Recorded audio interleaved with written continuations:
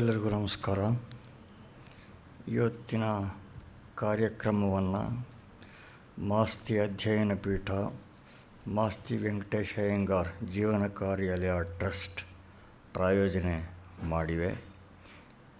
ಇವತ್ತು ಉಪನ್ಯಾಸ ನೀಡೋದಕ್ಕೆ ಆಗಮಿಸಿದ್ದಾರೆ ಶ್ರೀ BS ನಾಗರಾಜ್. ಇವರು ವೃತ್ತಿಯಲ್ಲಿ ಲೆಕ್ಕ ಪರಿಶೋಧಕರು, ಚಾರ್ಟರ್ಡ್ ಅಕೌಂಟೆಂಟ್.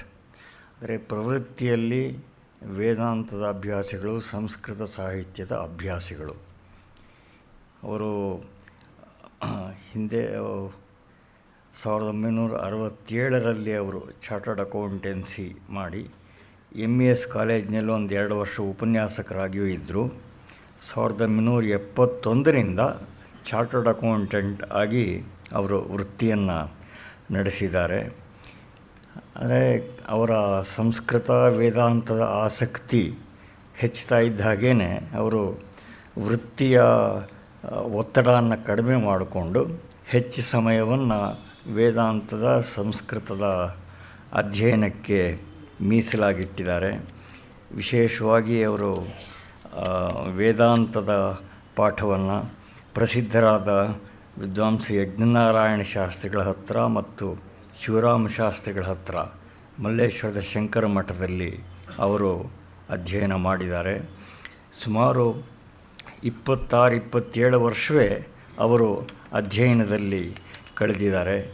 ಹೀಗೆ ಅವರು ಪ್ರಸ್ಥಾನತ್ರಯ ಭಾಷ್ಯ, ಯಜುರ್ವೇದದ ಅಧ್ಯಯನ, ರಾಮಾಯಣದ ಅಧ್ಯಯನ, ಅಧ್ಯಾತ್ಮ ರಾಮಾಯಣದ ಸಾಂಪ್ರದಾಯಿಕ ಅಧ್ಯಯನ, ಕಾಳಿದಾಸ ಮತ್ತು ಭಾಸಕೃತಿಗಳ ಅಧ್ಯಯನ, ಭಾಗವತದ ಅಧ್ಯಯನ, ಹರಿವಂಶ ಇತ್ಯಾದಿ, ವಿಷ್ಣು ಸಹಸ್ರನಾಮ ಭಾಷ್ಯ, ಅರುಣ ಭಾಷ್ಯ ಇವನ್ನು ಸಾಂಪ್ರದಾಯಿಕ ಕ್ರಮದಲ್ಲಿ ಅಧ್ಯಯನ ಮಾಡಿದ್ದಾರೆ.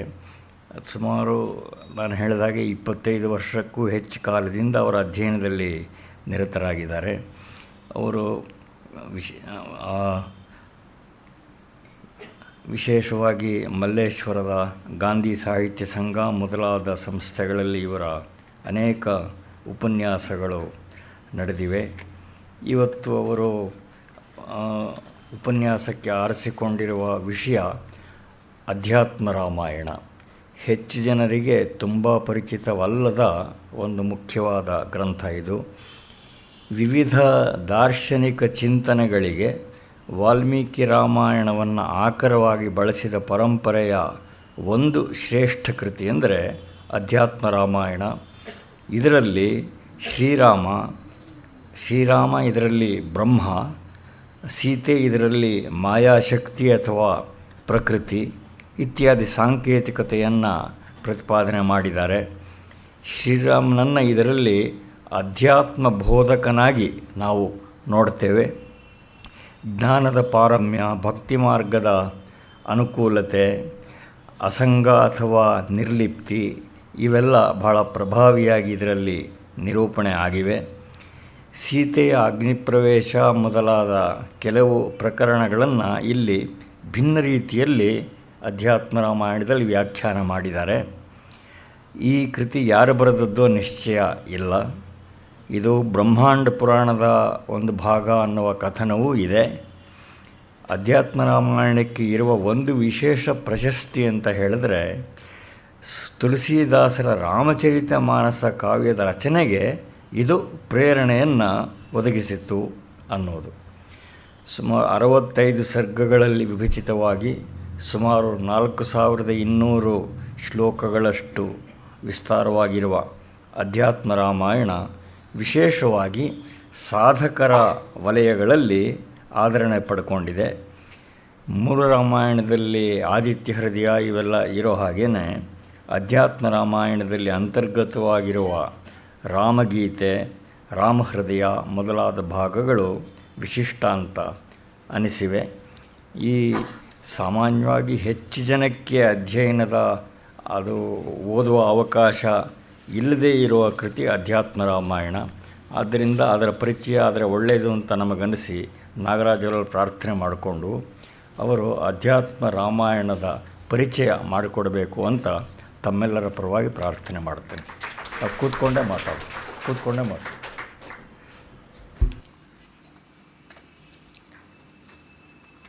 ತಮ್ಮೆಲ್ಲರಿಗೂ ವಂದನೆಗಳು.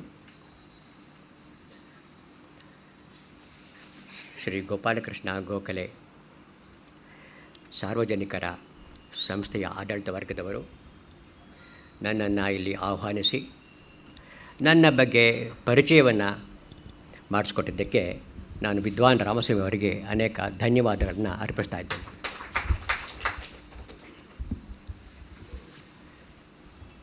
ಮತ್ತು ಈ ಮಂಟಪದಲ್ಲಿ ಮಾಸ್ತಿ ಶ್ರೀ ವೆಂಕಟೇಶ ಅಯ್ಯಂಗಾರ್ ದತ್ತಿ ಆಶ್ರಯದಲ್ಲಿ ಈ ಉಪನ್ಯಾಸವನ್ನು ಏರ್ಪಡಿಸಿದ್ದಾರೆ. ಮಾಸ್ತಿ ವೆಂಕಟೇಶ್ ಅಯ್ಯಂಗಾರ್ ಅವರ ಕುಟುಂಬ ವರ್ಗದವರಿಗೆ ನಾನು ಅತ್ಯಂತವಾದ ಧನ್ಯವಾದವನ್ನು ಅರ್ಪಿಸ್ತಾ ಇದ್ದೇನೆ. ಮತ್ತು ಇಲ್ಲಿ ನೀವುಗಳು ಹೆಚ್ಚಾಗಿ ಬಂದು ಈ ಅಧ್ಯಾತ್ಮ ರಾಮಾಯಣವನ್ನು ಕೇಳಬೇಕು ಎಂಬ ಉತ್ಸಾಹದಿಂದ ನೀವು ಬಂದಿದ್ದೀರಾ.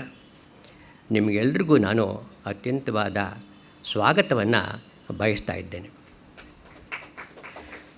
ವಿಶೇಷವಾಗಿ ನಾನು ಇಲ್ಲಿ ಇರಬೇಕಾದ್ರ ಮುಖ್ಯ ಕಾರಣ ನಮ್ಮ ಗುರುಗಳು. ನನಗೆ ನಮ್ಮ ತಂದೆಯವರು ರಾಮಾಯಣವನ್ನು ಓದ್ತಾಯಿದ್ರು. ಬಹಳ ವರ್ಷ ರಾಮಾಯಣ ನಮ್ಮ ತಂದೆ ಬಹಳ ದಿವಸ ಓದ್ತಾಯಿದ್ರು. ಆಮೇಲೆ ಶಂಕರ ಮಠ ಮಲ್ಲೇಶ್ವರಕ್ಕೆ ಬಂದಾಗ ನಮ್ಮ ತಂದೆಯವರು ಅವರು ಶಂಕರ ಮಠಕ್ಕೆ ಒಂದು 30 ವರ್ಷ ಹಿಂದೆ ಶುರು ಮಾಡಿದ್ರು ಹೋಗೋದಕ್ಕೆ. ಆಮೇಲೆ ನಮ್ಮ ತಂದೆಯವರು ನೋಡಿ ನನಗೆ ಎಷ್ಟು ವಾತ್ಸಲ್ಯವನ್ನು ಹೇಳಿದ್ರು. ನೋಡಿ, ವೃತ್ತಿಯಲ್ಲಿ ಅಷ್ಟೊಂದು ಎಷ್ಟು ಬೇಕೋ ಅಷ್ಟು ಮಾಡಿಕೊಂಡಿರು. ಈ ಅಧ್ಯಾತ್ಮ ವಿದ್ಯಾ ಮೆಟಾಫಿಸಿಕಲ್ ಸ್ಟಡೀಸ್ ಏನಿರುತ್ತೆ ಅದನ್ನು ನೀನು ಸ್ವಲ್ಪ ಗಮನ ಇಡು ಅಂಥೇಳಿ ಅವರು ನನಗೆ ಉತ್ತೇಜನ ಕೊಟ್ಟರು. ಹೀಗಾಗಿ ನಾನು ಶಂಕರ ಮಠದಲ್ಲಿ, ಮಲ್ಲೇಶ್ವರದ ಶಂಕರ ಮಠದಲ್ಲಿ ವಿದ್ವಾನ್ CN ಇವರು ಚಂದ್ರಶೇಖರ ಪರ ಯಜ್ಞನಾರಾಯಣ ಶಾಸ್ತ್ರಿಗಳು ಅಂತ ಅವರ ಹತ್ರ ವೇದಾಧ್ಯಯನ ಆಯಿತು. ಬಹಳ ಆಸಕ್ತಿಯಿಂದ ಪ್ರೇಮದಿಂದ ನನಗೆ ಹೇಳಿಕೊಟ್ರು. ಅವರ ಮಗ ಶಿವರಾಮ ಶಾಸ್ತ್ರಿ ಅನ್ನೋವರು ನನಗೆ ಒಂದು ಸಲ ನಾನು ಕೇಳಿಕೊಂಡೆ ಅವರನ್ನು, ನನಗೆ ಸಂಸ್ಕೃತ ಬರಲ್ಲ, ನಮಗೆ ಆವಾಗ ಕನ್ನಡ ಮಾಧ್ಯಮ ಎಲ್ಲ ಇತ್ತು, ಅದಕ್ಕೋಸ್ಕರ ದಯವಿಟ್ಟು ನಮಗೆ ಸಂಸ್ಕೃತ ನೀವು ನನಗೆ ಪರಿಚಯ ಮಾಡಿಕೊಡ್ಬೇಕು. ನನಗೆ ಯಾವುದೂ ಬರ್ತಾ ಇರಲಿಲ್ಲ. ಆವಾಗ ನನಗೆ ಅಕಾರ ಅಂತ ಪಲ್ಲಿಂಗೋ ರಾಮ ಶಬ್ದ ಅಂತಾನೆ ನನಗೆ ಪಾಠ ಶುರುವಾಯಿತು. ಅದು ಏನು ಮುಹೂರ್ತನೋ ಏನೋ ನನಗೆ ಆ ಸಂಸ್ಕೃತದಲ್ಲಿ ಬಹಳ ಆಸ್ವಾದನೆ ರುಚಿ ನನಗೆ ಒದಗಿ ಬಂತು. ಹಾಗಾಗಿ ನಾನು ಅತ್ಯಂತವಾಗಿ ನಮ್ಮ ಗುರುಗಳಿಂದ ನೆನೆಸ್ಕೊಂಡು ಅವರ ಸ್ಮರಣೆಯನ್ನು ನಾನು ಮಾಡ್ಕೋತಾ ಇದ್ದೇನೆ.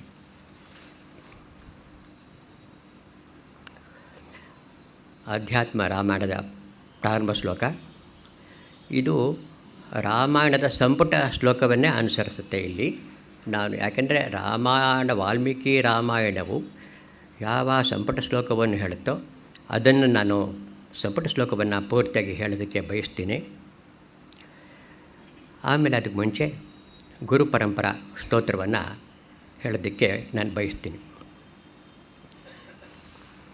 ನಾರಾಯಣಂ ಪದ್ಮಭುವಂ ವಸಿಷ್ಠಂ ಶಕ್ತಿಂ ಚ ತತ್ಪುತ್ರ ಪರಾಶರಂಚ ವ್ಯಾಸಂ ಶುಕಂ ಗೌಡಪದಂ ಮಹಾಂತಂ ಗೋವಿಂದ ಯೋಗೀಂದ್ರಂ ಅಥಾಸ್ಯ ಶಿಷ್ಯಂ ತಂ ತ್ರೋಟಕಂ ವಾರ್ತಿಕಾರಮನ್ಯಾನ್ ಅಸ್ಮದ್ಗುರೋನ್ ಸಂತತಂ ಆನತೋಸ್ಮಿ. ಈ ಗುರು ಪರಂಪರಾ ಶ್ಲೋಕಗಳು ಎಲ್ಲವೂ ಸಾಮಾನ್ಯವಾಗಿ ಯಾವುದೇ ಮತ ಅನುಯಾಯಿಗಳಾಗಲಿ ನಾರಾಯಣಂ ಅಂದರೆ ಶ್ರೀಮನ್ನಾರಾಯಣನೇ ಮೊದಲಿಗೆ ಪ್ರಾರಂಭ ಆಗುತ್ತೆ. ನಾರಾಯಣ ಅಂದರೆ ನೀರಿನ ಆಶ್ರಯದಲ್ಲಿ ಉದ್ಭವಿಸಿದವನು. ನೀರೇ ಎಲ್ಲವೂ ಆಗಿತ್ತು, ಅದರಲ್ಲಿ ಶ್ರೀಮನ್ನಾರಾಯಣನು ಉದ್ಭವ ಆಗಿ ನಾರಾಯಣನೇ ಮೊದಲು ಆದಿ ಕರ್ತೃ ಉಪದೇಶಕರ್ತೃ ಅಂತ ನಾರಾಯಣನನ್ನು ಸ್ಮರಿಸಿಕೊಂಡು, ಆಮೇಲೆ ಪದ್ಮಭುವಂ ಅದು ಬ್ರಹ್ಮನಿಗೆ, ಅದನ್ನು ನಾರಾಯಣನಿಂದ ಬ್ರಹ್ಮನಿಗೆ ಬಂತು ಅಂತಲೂ,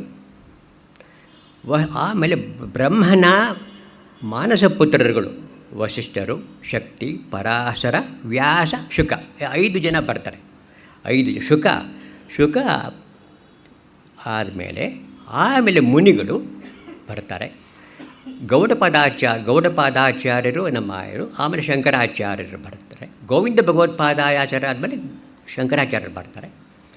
ಆಮೇಲೆ ನಮ್ಮ ಗುರು ಪರಂಪರಾ ಶ್ಲೋಕಗಳಿಂದ ನಮ್ಮ ಹೀಗೆ ಹಸ್ತಾಮಲ ಶಂಕರಾಚಾರ್ಯ ಆದಮೇಲೆ ಪದುಪಾದ, ಹಸ್ತಾಮಲಕ, ತ್ರೋಟಕಾಚಾರ್ಯ, ಹೀಗೆ 4 ಜನ ಶಿಷ್ಯರುಗಳು ನಮಗೆ ಈ ಗುರು ಪರಂಪರಾ ಶ್ಲೋಕಗಳು.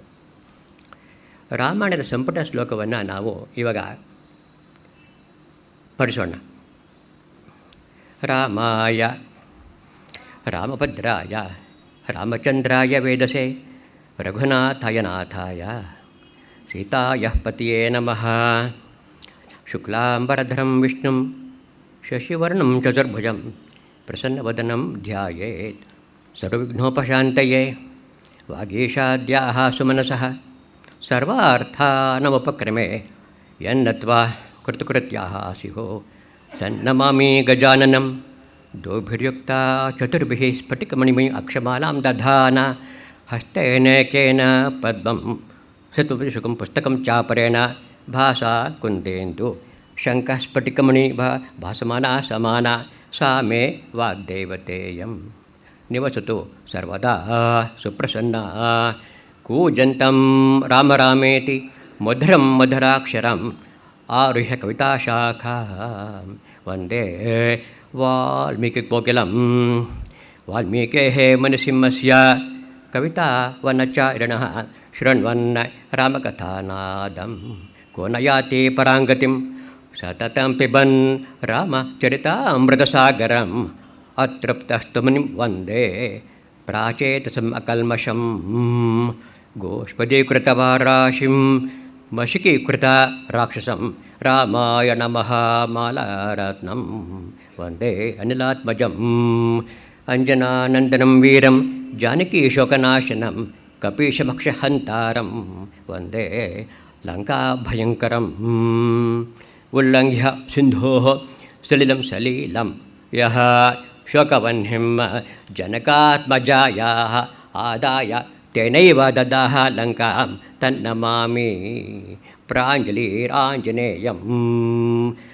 ಆಂಜನೇಯಮತಿಪಾಟಲಾನನಂ ಕಾಂಚನಾದ್ರಿ ಕಮನೀಯ ವಿಗ್ರಹಂ ಪಾರಿಜಾತ ತರುಮೂಲವಾಸಿನಂ ಭಾವಯಾಮಿ ತಂ ಪವಮಾನನಂದನಂ. ಯತ್ರ ಯತ್ರ ರಘುನಾಥಕೀರ್ತನಂ ತತ್ರ ತತ್ರ ಕೃತಮಸ್ತಕಾಂಜಲಿ ಬಾಷ್ಪವಾರಿ ಪರಿಪೂರ್ಣಲೋಚನಂ ಮಾರುತಿಂ ನಮತ ರಾಕ್ಷಸಾಂತಕಂ ಮನೋಜವಂ ಮಾರುತತುಲ್ಯವೇಗಂ ಜಿತೇಂದ್ರಿಯಂ ಬುದ್ಧಿಮತಾಂ ವರಿಷ್ಠಂ ವಾತಾತ್ಮಜಂ ವಾ ನರಯೂಥಮುಖ್ಯಂ ಶ್ರೀರಾಮದೂತಂ ಶಿರಸಾ ನಮಾಮಿ. ಯಃ ಕರುಣಾಂಜಲಿ ಸಂಪುಟೈರ್ಹರ್ಹ ಸಮಪಿಬತ್ಯಾದರಾತು ವಾಲ್ಮೀಕೇಃ ವದನಾರವಿಂದಗಲಿತಂ ರಾಮಾಯಣಾಖ್ಯಂ ಮಧು ಜನ್ಮ ವ್ಯಾಧಿ ಜರಾ ಮರಣೈಃ ಅತ್ಯಂತ ಸೋಪದ್ರಂ ಸಂಸಾರಂ ಸ ವಿಹಾಯ ಗಚ್ಚತಿ ಪುಮಾನ್ ವಿಷ್ಣೋಃ ಶಾಶ್ವತಂ ಪದಂ. ತದುಪಗತ ಸಮಾಸಸಂಧಿಯೋಗಂ ಸಮ ಮಧುರೋಪೃತಾರ್ಥವಾಕ್ಯಬದ್ಧಂ ರಘುವರಚರಿತಂ ಮುನಿಪ್ರಣೀತಂ ದಶ ಶಿರಶ್ಚ ವಧಂ ನಿಶಾಮಯಧ್ವಂ. ಶ್ಲೋಕಸಾರಸಮಾಕೀರ್ಣಂ ಸರ್ಗ ಕಲ್ಲೋಲ ಸಂಕಲಂ ಕಾಂಡಗ್ರಾಹ ಮಹಾಮೀನಂ ವಂದೇ ರಾಮಾಯಣಾರ್ಣವಂ. ವೇದವೇದ್ಯೆ ಪರೇ ಪುಂಸಿ ಜಾತೆ ದಶರಥಾತ್ಮಜೆ ವೇದಃ ಪ್ರಾಚೇತಸಾದಾಸೀತ್ ಸಾಕ್ಷಾದ್ ರಾಮಾಯಣಾತ್ಮನಃ. ವಾಮೇ ಭೂಮಿಸುತ ಪುರಶ್ಚ ಹನುಮಾನ್ ಪಶ್ಚಾತ್ ಸುಮಿತ್ರಾಸುತಃ ಭರತಶತ್ರುಘ್ನೌ ಪಾರ್ಶ್ವದಲಯೋಃ ವಾಯುವ್ಯಾದಿಕೋಣೇಷು ಚ ಸುಗ್ರೀವಶ್ಚ ವಿಭೀಷಣಶ್ಚ ಯುವರಾಟ್ ತಾರಾಸುತೋ ಜಾಂಬವಾನ್ ಮಧ್ಯೆ ನೀಲ ಸರೋಜ ಕೋಮಲರುಚಿಂ ರಾಮಂ ಭಜೆ ಶ್ಯಾಮಲಂ ರಾಮಂ ಭಜೆ ಶ್ಯಾಮಲಂ ರಾಮಂ ಭಜೆ ಶ್ಯಾಮಲಂ. ಇದು ರಾಮಾಯಣದ ಸಂಪುಟ ಶ್ಲೋಕ ಅಥವಾ ಪ್ರಾರಂಭ ಶ್ಲೋಕ. ರಾಮಾಯಣ ರಚಿತವಾಗಿದ್ದು ಸುಮಾರು 20 ಲಕ್ಷ ವರ್ಷಗಳ ಹಿಂದೆ. ನಾನು ಈ ಶ್ಲೋಕವನ್ನು ನನಗೆ 70 ವರ್ಷ ಇರಬೇಕಾದ್ರೆ ಈ ಶ್ಲೋಕವನ್ನು ಹೇಳೋದಕ್ಕೆ ಎಷ್ಟು ಕಷ್ಟಪಟ್ಟಿದ್ದೀನಿ. ಲವಕುಶರು 8 ವರ್ಷದ ಹುಡುಗರ ಮುಖಾಲು ಪಾಲು, ಇವರು 24,000 ಶ್ಲೋಕವನ್ನು ತಂತ್ರಿಬದ್ಧವಾಗಿ ಹೇಳಿದ್ರು ಅಂದರೆ ಎಷ್ಟು ಅಮೋಘವಾದ ವಿಚಾರ ನೋಡಿ. ಹೇಗೆ ಕರ್ಣ ಪರಂಪರೆಯಿಂದ ಈ ಶ್ರುತಿಯು ನಮಗೆ ಬಂದಿದೆ, ವರಪ್ರಸಾದವಾಗಿ ಬಂದಿದೆ. ಸಾಮಾನ್ಯವಾದ ವಿಚಾರವಲ್ಲ ಇದು. ಆಗಿನ ಕಾಲದಲ್ಲಿ ಯಾವ ಲೇಖನ ಸಾಮಗ್ರಿಗಳೂ ಇರಲಿಲ್ಲ. ಲೇಖನ ಸಾಮಗ್ರಿಗಳಿಗೂ ಮುಕ್ಕಾಲು ಪಾಲು ಬಂದಿರೋದು ಸುಮಾರು 500, 600, 800 ವರ್ಷ ಹಿಂದೆ ಅಥವಾ 1000 ವರ್ಷ ಹಿಂದೆ ಇರ್ಬೋದು. ಇದು ತ್ರೇತಾಯುಗ ಅಂದರೆ ಸುಮಾರು 20 ಲಕ್ಷ 24 ಲಕ್ಷ ವರ್ಷ ಹಿಂದಿನ ವೃತ್ತಾಂತಗಳು. ಈಗಿನವರೆಗೂ ನಮಗೆ ಇದನ್ನು ಕಾಪಾಡಿಕೊಂಡು ಬಂದಿರಬೇಕಾದ್ರೆ ನಾವು ಆ ಗುರು ಪರಂಪರೆಗೆ, ಆ ಮುನಿಗಳಿಗೆ, ಋಷಿಗಳಿಗೆ ನಾವು ಎಷ್ಟು ಕೃತಜ್ಞರಾಗಿರಬೇಕು ಅಂತ ನಾವು ಬಹಳ ಧನ್ಯವಾದವನ್ನು ಅವರಿಗೆ ಅರ್ಪಿಸಬೇಕಾಗತ್ತೆ. ಕೃತಜ್ಞತೆಯನ್ನು ನಾವು ತೋರಿಸ್ಬೇಕಾಗತ್ತೆ. ಅಂಥ ರಾಮಾಯಣವನ್ನು ನಮಗೆ ವಾಲ್ಮೀಕಿ ಋಷಿಗಳು ಈ ಕಲಿಯುಗದಲ್ಲಿ ಮತ್ತು ದ್ವಾಪರಯುಗದಲ್ಲೂ ಕೂಡ, ತ್ರೇತಾಯುಗದಲ್ಲೂ ಕೂಡ ಇದನ್ನು ಚೆನ್ನಾಗಿ ಅಭ್ಯಾಸ ಮಾಡಿದ್ರೆಂದು ಗೊತ್ತಾಗತ್ತೆ. ಮೊದಲು ನಮಗೆ ಗೊತ್ತಿರುವ ಹಾಗೆ ಕೃತಯುಗದಲ್ಲಿ ಉಪನಿಷತ್ ಭಾಷೆಗಳು ಮತ್ತು ವೇದಗಳು ಬಂದವು ಅಂತಲೂ ನಮಗೆ ಪ್ರಸಿದ್ಧವಾಗಿ ಗೊತ್ತಿದೆ. ಆಮೇಲೆ ತ್ರೇತಾಯುಗದಲ್ಲಿ ಆ ಮಂತ್ರಭಾಗವನ್ನು ಎಲ್ಲರೂ ತಿಳ್ಕೊಳ್ಳಿ, ಪ್ರತಿಯೊಬ್ಬರೂ ಅದಕ್ಕೆ ಅಧಿಕಾರಿಗಳಾಗಲಿ ಅನ್ನುವ ಉದ್ದೇಶದಿಂದ ಆದಿಕವಿ ವಾಲ್ಮೀಕಿ ಅವರು ಈ ವಾಲ್ಮೀಕಿ ರಾಮಾಯಣ ಬರೆದು ನಮಗೆ ಒದಗಿಸಿಕೊಟ್ಟಿದ್ದಾರೆ. ನಮ್ಮಲ್ಲಿ ಈ ಅಧ್ಯಾತ್ಮ ವಿಚಾರ ಮಾಡಬೇಕಾದ್ರೆ ಮೊದಲು ನಮಗೆ ಪ್ರಶ್ನೆ ಏನು ಉದ್ಭವ ಆಗುತ್ತೆ ಅಂದರೆ, ದೇವರ ಬಗ್ಗೆ ನಂಬಿಕೆ, ವಿಶ್ವಾಸ. ದೇವರು ನಮಗೆ ಪ್ರತ್ಯಕ್ಷ ಆಗ್ತಾಯಿಲ್ಲ, ಅವರಿಗೆ ಪ್ರತ್ಯಕ್ಷ ಆಗಿರ್ಬೋದು, ಇವರಿಗೆ ಪ್ರತ್ಯಕ್ಷ ಆಗಿರ್ಬೋದು. ದೇವರ ಬಗ್ಗೆ ನಮಗೆ ನಂಬಿಕೆ, ಬಹಳ ಶ್ರದ್ಧೆ, ಎಲ್ಲ ವಿಶ್ವಾಸ ಇದೆ. ಆದರೆ ದೇವರನ್ನು ನಾವು ನೋಡೋಕ್ಕಾಗಲ್ಲ. ದೇವರು ಇದಾನೋ ಇಲ್ವೋ ಅಂತಹ ಸಂಶಯಗಳು ಸಾಮಾನ್ಯವಾಗಿ ಉದ್ಭವ ಆಗುವುದು ಸಹಜ ವಿಚಾರವೇ. ನಾವು ಎಲ್ಲ ಆಸ್ತಿಕರೇನೆ, ಪ್ರತಿಯೊಬ್ಬರೂ ಆಸ್ತಿಕರನ್ನು. ಎಲ್ಲರೂ ದೇವರನ್ನು ನಂಬ್ತಾರೆ, ವೇದವನ್ನು ನಂಬ್ತಾರೆ, ಪುನರ್ಜನ್ಮ ನಂಬ್ತಾರೆ, ಪ್ರತಿಯೊಂದು ನಂಬ್ತಾರೆ.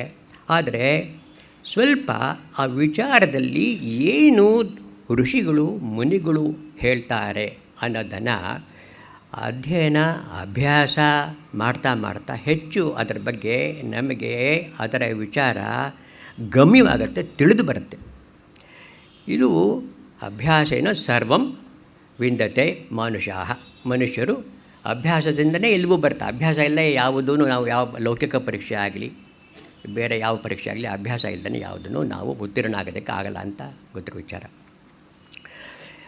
ನಾನು ಈ ವಿಚಾರವನ್ನು ಹೀಗೆ ನಾನು ಮಂಡಿಸೋಕ್ಕೆ ಇಷ್ಟಪಡ್ತೀನಿ. ಯಾಕೆಂದರೆ ತತ್ವ ಅಭಿಮುಖ ಪ್ರಧಾನಂ ನತು ತತ್ವ ಬೋಧನಂ ಅಂತ. ತತ್ವಕ್ಕೆ ಅಭಿಮುಖವಾಗಿ ಹೋಗುವುದಕ್ಕೆ ರುಚಿ ತೋರಿಸ್ಬಿಟ್ರೆ ಸಾಕಂತೆ. ತತ್ವಕ್ಕೆ ಹೇಗಪ್ಪ ನಾವು ತತ್ವ ವಿಚಾರ ಮಾಡಬೇಕು, ತತ್ವ ವಿಚಾರದಲ್ಲಿ ಏನು ನಮಗೆ ಸುಖ ಇದೆ, ಅದರಲ್ಲಿ ರಮಣೀಯತೆ ಇದೆ, ಅದರಲ್ಲಿ ನಮಗೆ ನಂಬಿಕೆ ಹೇಗೆ ಬರಬಹುದು, ಆ ರುಚಿಯನ್ನು ನಾವು ಹೇಗೆ ಆಸ್ವಾದ ಮಾಡಬೇಕು ಅನ್ನೋದು ಮುಖ್ಯವಾದ ಕರ್ತವ್ಯ ಈ ಗುರುಗಳದು. ಗುರುಗಳು ನಮಗೆ ಈ ಪಾಠವನ್ನು ಕಲಿಸಿ ಮತ್ತೆ ನಮಗೆ ರುಚಿ ಹುಟ್ಟಿಸ್ತಾರೆ. ನಾವು ಇಲ್ಲಿ ಬಂದಿರೋ ಉದ್ದೇಶ ಏನಪ್ಪ ಅಂದರೆ ಸ್ವಾಧ್ಯಾಯ ಪ್ರವಚನಾಭ್ಯಾಂ ನ ಪ್ರಮದಿತವ್ಯಂ ಅಂತ ಗುರುಗಳು ಈ ಉಪದೇಶ ಮಾಡ್ತಾರೆ ಶಿಷ್ಯರಿಗೆ. ಏನು ಅಂದರೆ, ನೋಡಪ್ಪ, ನೀನೇನೋ ಓದ್ಬಿಡ್ತೀಯ, ನೀನೇನೋ ಮೇಲು ಉತ್ತೀರ್ಣವಾಗಿ ಹೊರಟೋಗ್ತೀಯ, ನೀನು ಪರಂಪರೆಯನ್ನು ಕಾಪಾಡಬೇಕು. ನೀನು ಕೂಡ ಒಂದು 4-5 ಜನರಿಗೆ ಎಷ್ಟು ಸಾಧ್ಯನೋ ನಿನ್ನ ಕೈಲಿ ಎಷ್ಟು ಮತಿ ಬುದ್ಧಿ ಇದೆಯೋ ಅಷ್ಟಾದರೂ ನೀನು ಉಪಯೋಗ ಪಟ್ಕೊಂಡು ಇನ್ನೊಬ್ಬರಿಗೆ ಆ ರುಚಿಯನ್ನು ಹಂಚಬೇಕು ಅನ್ನೋದು ಈ ಸ್ವಾಧ್ಯಾಯ ಮಾಡಿ ಪ್ರವಚನ ಮಾಡಬೇಕು. ಪ್ರವಚನಾಭ್ಯಾಮ್, ಪ್ರವಚನ ಮಾಡಿ ಇದನ್ನು ನೀವು ಮರಿಬೇಡಿ ಅಂತ ಆ ಉಪದೇಶದ ಅರ್ಥಗಳು. ಹೀಗಾಗಿ ಈ ಸಂಕಲ್ಪ ಇಟ್ಕೊಂಡು ನನಗೆ ಈಚೆಗೆ ಒಂದು 5-6 ತಿಂಗಳಿಂದ ಈ ರೀತಿ ಮನೋಭಾವ ಮೂಡಿದೆ. ಮುಖ್ಯವಾಗಿ ಈ ವೇದದ ವಿಚಾರ ಆಗಲಿ ಸಂಸ್ಕೃತಿ ವಿಚಾರ ಆಗಲಿ ಬರಬೇಕಾದ್ರೆ ನಾವು ಈ ದೇವರು ನಮಗೆ ಪ್ರತ್ಯಕ್ಷ, ಆದರೆ ದೇವರಿಗೂ ಹಿಂದೆ ಯಾವ ಕಾರಣ ಇದೆಯಾ? ದೇವರು ಪ್ರತ್ಯಕ್ಷ ಆಗಬೇಕಾದ್ರೆ ದೇವರಿಗೂ ಕಾರಣಕರ್ತರು ಯಾರು? ದೇವರನ್ನು ಯಾರು ಪ್ರತಿಪಾದನೆ ಮಾಡ್ತಾರೆ? ದೇವರು ಇದ್ದಾರೆ ಅಂತ ಯಾರು ಹೇಳುತ್ತೆ? ಶಾಸ್ತ್ರ ಇದೆ ಅಂತ ಯಾರು ಹೇಳುತ್ತೆ? ಅದಕ್ಕೆ ನಾವು ಶ್ರುತಿಯನ್ನೇ ಅವಲಂಬಿಸಬೇಕು. ಶ್ರುತಿ ದೇವರಿಗೂ ತಾಯಿ, ವಿದ್ಯಾ ಮಾತಾ. ಸಾಮಾನ್ಯವಾಗಿ ನೋಡಿ, ನಾವು ಪೂಜೆ ಪುನಸ್ಕಾರಗಳಲ್ಲಿ ಎಲ್ಲ ಕಡೆಯೂ ಎಲ್ಲ ದೇವಸ್ಥಾನಗಳಲ್ಲಿಯೂ ಕೂಡ ಮಂಗಳಾರತಿ ಟೈಮಲ್ಲಿ ಒಂದು ಮಂತ್ರ ಹೇಳ್ತಾರೆ. ವೇದಮೇತಂ ಪುರುಷಂ ಮಹಾಂತಂ ಆದಿತ್ಯವರ್ಣಂ ತಮಸಸ್ತು ಪಾರೇ ಸರ್ವಾಣಿ ಭೂತಾನಿ ವಿಚಿತ್ಯ ಧೀರಃ ನಾಮಾನಿ ಕೃತ್ವಾ ಅಭಿವದನ್ ಯದಾಸ್ತೆ. ಇದು ಎಲ್ಲ ಕಡೆ ನೀವು ಕೇಳಬೇಕಾದ್ರೆ ವೇದಮೇತಂ ಪುರುಷಂ ಮಹಾಂತಂ ಆದಿತ್ಯವರ್ಣಂ ತಮಸಸ್ತು ಪಾರೇ ಸರ್ವಾಣಿ ಭೂತಾನಿ ವಿಚಿತ್ಯ ಧೀರಃ ನಾಮಾನಿ ಕೃತ್ವಾ ಅಭಿವದ್. ನಾನು ಇದನ್ನು ಸ್ವಲ್ಪ ವಿಸ್ತಾರವಾಗಿ ಹೇಳೋಕ್ಕೆ ಬಯಸ್ತೀನಿ. ಇದರಲ್ಲಿ ಆ ಪುರುಷೋತ್ತಮನ ಮಾತುಗಳು ಹೇಗಿದೆ, ಇಲ್ಲಿ ಪುರುಷೋತ್ತಮ ದೇವತೆ ಹೆಚ್ಚೋ ಶ್ರುತಿ ಹೆಚ್ಚೋ ಅನ್ನೋದು ನಮಗೆ ಯಾವುದು ಕಾರಣ, ಯಾವುದು ಅನ್ನೋದು ಇಲ್ಲಿ ನಮ್ಮ ಮನದಟ್ಟಾಗಬೇಕು. ರುಚಿ ಏನಿದೆ ಇದರಲ್ಲಿ, ಈ ಮಂತ್ರದಲ್ಲಿ ಅನ್ನೋದು. ವೇದ ಅಹಂ ಏತಂ ಪುರುಷಂ ಈ ಪುರುಷನನ್ನು ನಾನು ವೇದ, ನಾನು ತಿಳಿದಿದ್ದೇನೆ, ನಾನು ತಿಳಿಯುತ್ತೇನೆ. ಏತಂ ಪುರುಷಂ ಈ ಪುರುಷನನ್ನು, ಈ ಜಗತ್ ಸೃಷ್ಟಿಗೆ ಆದಿಕರ್ತನಾದ ಈ ಚೈತನ್ಯ ಮಹಾಪುರುಷನನ್ನು ನಾನು ತಿಳಿದಿದ್ದೇನೆ. ಏತಂ ಪುರುಷಂ ಇವನು ಇನ್ನು ಮಿಕ್ಕಿದಲ್ಲಿ ವಿಶೇಷಣಗಳು. ಆ ಮಹಾಂತಂ ಪುರುಷ, ಆ ಪುರುಷನಿಗೆ ವಿಶೇಷಣಗಳು ಏನಪ್ಪ ಅಂದರೆ, ಏತಂ ಪುರುಷಂ ಮಹಾಂತಂ ಆದಿತ್ಯವರ್ಣಂ, ಆದಿತ್ಯದಂತೆ ಇವನು ಪ್ರಕಾಶವಾಗಿ ಸೂರ್ಯಕೋಟಿ ಸಮಪ್ರಭಃ ಹಾಗಿರುವ ಇವನು ಆದಿತ್ಯವರ್ಣ ತಮಸ್ಪ್ರಸ್ತಾತ್. ಇವನು ವಿಚಿತ್ಯ ನಾಮಾನಿ ವೇದಮೇತಂ ಪುರುಷಂ ಮಹಾಂತಂ ಆದಿತ್ಯವರ್ಣಂ ತಮಸಸ್ತು ಪಾರೆ. ಇವನಿಗೆ ತಮಸ್ಸು ಅಂದರೆ ಅಂಧಕಾರದ ಸೋಂಕು ಸ್ವಲ್ಪವೂ ಇಲ್ಲದೇ ಇರುವವನು.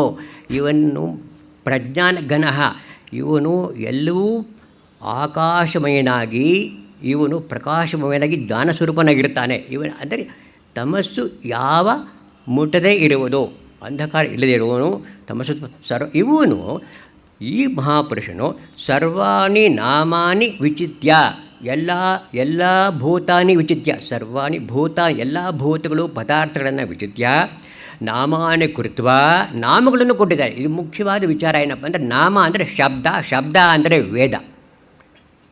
ನಾಮ ಅಂದರೆ ಬರೀ ಆ ಪದಾರ್ಥಗಳಿಗೆ ಇದು ಜಗತ್ತು, ಇದು ಕಾಲ ಅಷ್ಟು ಮಾತ್ರ ಹೇಳಲಿಲ್ಲ.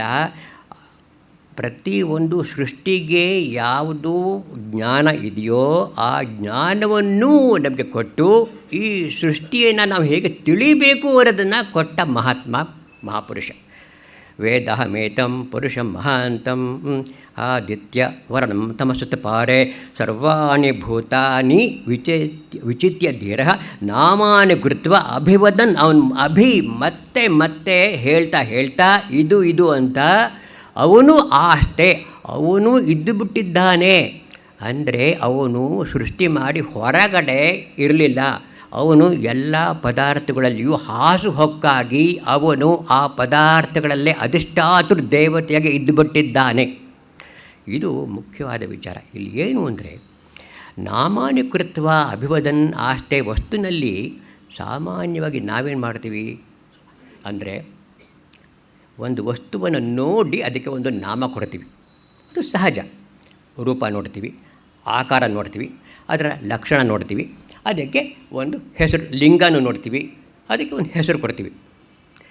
ನಮ್ಮ ಹಾಗೆ ಪರಮಾತ್ಮ ವಸ್ತುಗಳಿಗೆ ಹೆಸರು ಕೊಡಲಿಲ್ಲ. ಪರಮಾತ್ಮನ ಸರ್ವಜ್ಞತ್ವ ಹೇಗಿತ್ತು ಅಂದರೆ, ನಾನು ನಾಮ ಫಸ್ಟ್ ಕೊಟ್ಟು ಸೃಷ್ಟಿ ಮಾಡ್ತೀನಿ. ಇದು ಮುಖ್ಯವಾದ ವಿಚಾರ. ಅದಕ್ಕೋಸ್ಕರನೇ ವೇದ ಅಷ್ಟು ಹಿರಿಮೆ ಇದೆಯಂತೆ. ನಾನು ಒಂದೆರಡು ಉದಾಹರಣೆ ಕೊಟ್ಟು, ಯಾಕೆ ನಾವು ಶ್ರುತಿ ಪರಮಾತ್ಮನ ಇದು ಉಸಿರು, ಯಸ್ಯ ನಿಶ್ವಸಿತಂ ವೇದಾಃ, ಯಸ್ಯ ನಿಶ್ವಸಿತಂ ವೇದಾಃ, ಯಾವ ಪರಮಾತ್ಮನ ಉಸುರೇ, ನಿಶ್ವಸನ ಅಂದರೆ ಹೊರಗಡೆ ಬಿಡುವ ಉಸಿರು, ನಿಶ್ವಸನ, ಅದು ವೇದೋ ಅಭವತು, ಯಸ್ಯ ನಿಶ್ವಸತಂ ವೇದಾಃ ಯೋ ವೇದೇಭ್ಯೋ ಅಖಿಲಂ ಜಗತ್ತು ನಿರ್ಮಮೆ. ಈ ಯಾವ ವಿಶ್ವಾಸ ಬಿಟ್ಟು ಯಾವ ವೇದವೂ ಸೃಷ್ಟಿ ಆಯಿತೋ ಆ ವೇದದಿಂದ ಸಕಲ ಜಗತ್ತನ್ನು ಸೃಷ್ಟಿ ಮಾಡಿದ. ಇದು ಪರಮಾತ್ಮನ ಮಹಿಮೆ. ಒಂದು 2-3 ಉದಾಹರಣೆ ಕೊಟ್ಟು ನಾನು ಮುಂದೆ ಸಾಗ್ತೀನಿ. ನೋಡಿ, ಜಗತ್ತಿಗೆ ಮೊದಲು ಬರುವ ಪದಾರ್ಥ ಅಥವಾ ವಸ್ತು ಕಾಲ. ಕಾಲದಲ್ಲಿ ದೇಶ ಇದೆ. ಶುಭೆ ಶೋಭನೆ ಮುಹೂರ್ತೆ, ನೋಡಿ, ಶುಭೆ ಶೋಭನೆ ಮುಹೂರ್ತೆ, ಅದ್ಯ ಬ್ರಹ್ಮಣಃ, ಆಮೇಲೆ ಗೋದಾವರಿ ತೀರೆ ದಂಡಕಾರಣ್ಯೆ ಇತಿ ಇತಿ. ಶುಭೆ ಶೋಭನೆ ಮುಹೂರ್ತೆ, ಅದ್ಯ ಬ್ರಹ್ಮಣಃ ಅಂತ ಹೇಳಬೇಕಾದ್ರೆ ಇಲ್ಲಿ ಮುಖ್ಯವಾಗಿ ಏನಪ್ಪ ಅಂತಂದರೆ, ಪರಮಾತ್ಮ ಕಾಲ ಬಂತು ಅಂತ ನಾನು ಹೇಳಕ್ಕೆ ಶುರು ಮಾಡಿದೆ. ಕಾಲ ಬಂತು. ಕಾಲ ಅನ್ನೋದು ಯಾರು ಶಬ್ದ ನಾವು ಕೊಟ್ವ? ಕಾಲ ನೋಡಿ, ಕಲ ಇತಿ ಇತಿ ಕಾಲ, ಯಾವುದು ಕಳೀತಾ ಇರುತ್ತೋ ಅದು ಕಾಲ. ನೋಡಿ, ಅಲ್ಲೇ ಪದಾರ್ಥ ಬಿಟ್ಟು ಅರ್ಥ ಇಲ್ಲ, ಅರ್ಥ ಬಿಟ್ಟು ವಸ್ತು ಇಲ್ಲ. ವಾಗರ್ಥ ಸಂಪೃಕ್ತವು ವಾಗರ್ಥ ಪ್ರತಿಪತ್ತಿಯೇ ಜಗತಃ ಪಿತರವು ಒಂದೇ ಪಾರ್ವತಿ ಪರಮೇಶ್ವರವು. ಅದು ಎಲ್ರಿಗೂ ಗೊತ್ತಿರೋ ವಿಚಾರವೇ. ಹೇಗೆ ವಾಕು ಅರ್ಥ ಒಂದಕ್ಕೊಂದು ಬಿಟ್ಟಿಲ್ವೋ ಹಾಗೆ ಪರಮಾತ್ಮನು ಯಾವ ಶಬ್ದವನ್ನು ಉಪಯೋಗಿಸಿದ್ನೋ ಅದಕ್ಕೆ ಅರ್ಥವನ್ನು ಅಲ್ಲೇ ತುಂಬಿಬಿಟ್ಟಿದ್ದಾನೆ. ನೋಡಿ, ಕಾಲದಲ್ಲಿ ಇಷ್ಟಾಯಿತು. 4 ಕಾಲವನ್ನು 4 ಭಾಗವಾಗಿ ಮಾಡಿ, ಇದು ಕೃತಯುಗ ಫಸ್ಟು. ನೋಡಿ, ಕೃತ ಯತು ಕೃತಂ ತತು ಅನೃತಂ ಅಂತ ಅಲ್ಲಿ ನಮಗೆ ಪರಮಾತ್ಮ ಜೋಕೆ. ಇದು ಕೃತ, ಇದು ಮಾಡಲ್ಪಟ್ಟಿದ್ದು. ಯತು ಕೃತಂ ತತು ಅನೃತಂ. ಸೊ ಕಾಲ ಸೃಷ್ಟಿ ಆಗ್ತಾ ಇದೆ, ಕಾಲ ಓಡ್ತಾ ಇರುತ್ತೆ, ಬಹಳ ಜಾಗರೂಕರಾಗಿರಿ. ಕೃತಯುಗ ಆಯಿತು. ಇತಃ ತ್ರೇತ, ಇನ್ನು 3 ಉಳಿದಿರೋದು. ನೋಡಿ, ಇತಃ ನೋಡಿ, ಏನು ಪದದಲ್ಲೇ ಅರ್ಥ ಇದೆ. ತ್ರೇತಾಯುಗ, ಇನ್ನು 3 ಯುಗ ಇದೆ. ಹಾಗೆ ಪರಮಾತ್ಮನು ಇನ್ನು ಮಿಕ್ಕಿದ್ದು ನೋಡಪ್ಪ ಅಪರ ಯುಗಗಳು. ಇದು ಪರ ಯುಗ ಇಟ್ಕೊಳ್ಳಿ, ದ್ವಾಪರ ಯುಗ, 2 ಯುಗ ಇದೆ. ನೋಡಿ, ಎಷ್ಟು ರಮ್ಯವಾಗಿ ಆ ಶಬ್ದಗಳನ್ನು ಜೋಡಿಸ್ತಾರೆ ಪರಮಾತ್ಮ. ಆಮೇಲೆ ಸ್ವಾಮಿ ನಾವು ಕಲಿಯುಗ ಕಲಿತಾ ಇದೆ ಅಂತ ಹೇಳಿ ಪರಮಾತ್ಮನ ಪ್ರತಿಯೊಂದು ಶಬ್ದಗಳು ಕೂಡ ವೇದವಾಕ್ಯ. ಕೇವಲ ನಾವು ಪಶುಗಳು ಪಕ್ಷಿಗಳು ಕೂಡ ಏನೇನು ಅದು ಧ್ವನಿ ಮಾಡುತ್ತೋ ಅದು ಪರಮಾತ್ಮನ ಉಸಿರೇ. ದೇವೀಂ ವಾಚಂ ಜನೇಂತ ದೇವಾ ತಾಂ ವಿಶ್ವರೂಪಃ ಪಶವಃ ವದಂತಿ ತಾಂ ವಿಶ್ವರೂಪಃ ಪಶವೋ ವದಂತಿ ಸಾನೋ ಮಂತ್ರೇಶು ಮೂರ್ಜಂ ದುಹಾನಾಃ. ಅಂಥ ಮಂತ್ರವನ್ನು ದುಹಾನ ಅಮೃತದಿಂದ ಕಡಿದು ನಮಗೆ ಆ ವಾಕ್ ಶಕ್ತಿಯನ್ನು ಪರಮಾತ್ಮ ದಯಪಾಲಿಸ್ತಾ ಇದ್ದಾನೆ. ಇಂಥ ಧೇನು ವಾಕು, ಧೇನುರ್ವಾಕ್, ಇಂಥ ಕಾಮಧೇನುವಾದ ವಾಕು ಅಸ್ಮಾನ್ ನಮ್ಮಗಳ ಹತ್ತಿರ ಉಪಸೃಷ್ಟು ಏತು, ನಮ್ಮ ಹತ್ತಿರ ಬರಲಿ ಅಂತ. ಯಾವುದಾದರೂ ನಾನು ಮಂತ್ರ ಹೇಳಿದ್ದು ಎಲ್ಲ ಪೂಜೆ ಪುನಸ್ಕಾರಗಳಲ್ಲಿಯೂ ಕೂಡ ಇದು ಬರುತ್ತೆ. ಇದನ್ನು ಹೇಳಿಬಿಟ್ಟು ಆಮೇಲೆ ಮುಂದುವರ್ತದೆ. ಹೇ ದೇವಿ, ಹೇ ಮಾತೆ, ನಾನು ಈ ಪೂಜಾ ಆರಂಭ ಮಾಡ್ತಾ ಇದ್ದೇನೆ. ನನ್ನ ಮಂತ್ರಗಳು, ನನ್ನ ಅರ್ಥ ಅಭಿಪ್ರಾಯಗಳು ಕೂಡ ನಿನ್ನ ಹೆಸರು ಇರಲಿ, ನಿನ್ನ ಬಲ ನನಗೆ ಬರಲಿ ಅಂತ ಪ್ರಾರ್ಥನೆ ಮಾಡ್ಕೊಂಡು ಬಂದು ಹೋಗ್ತಾರೆ.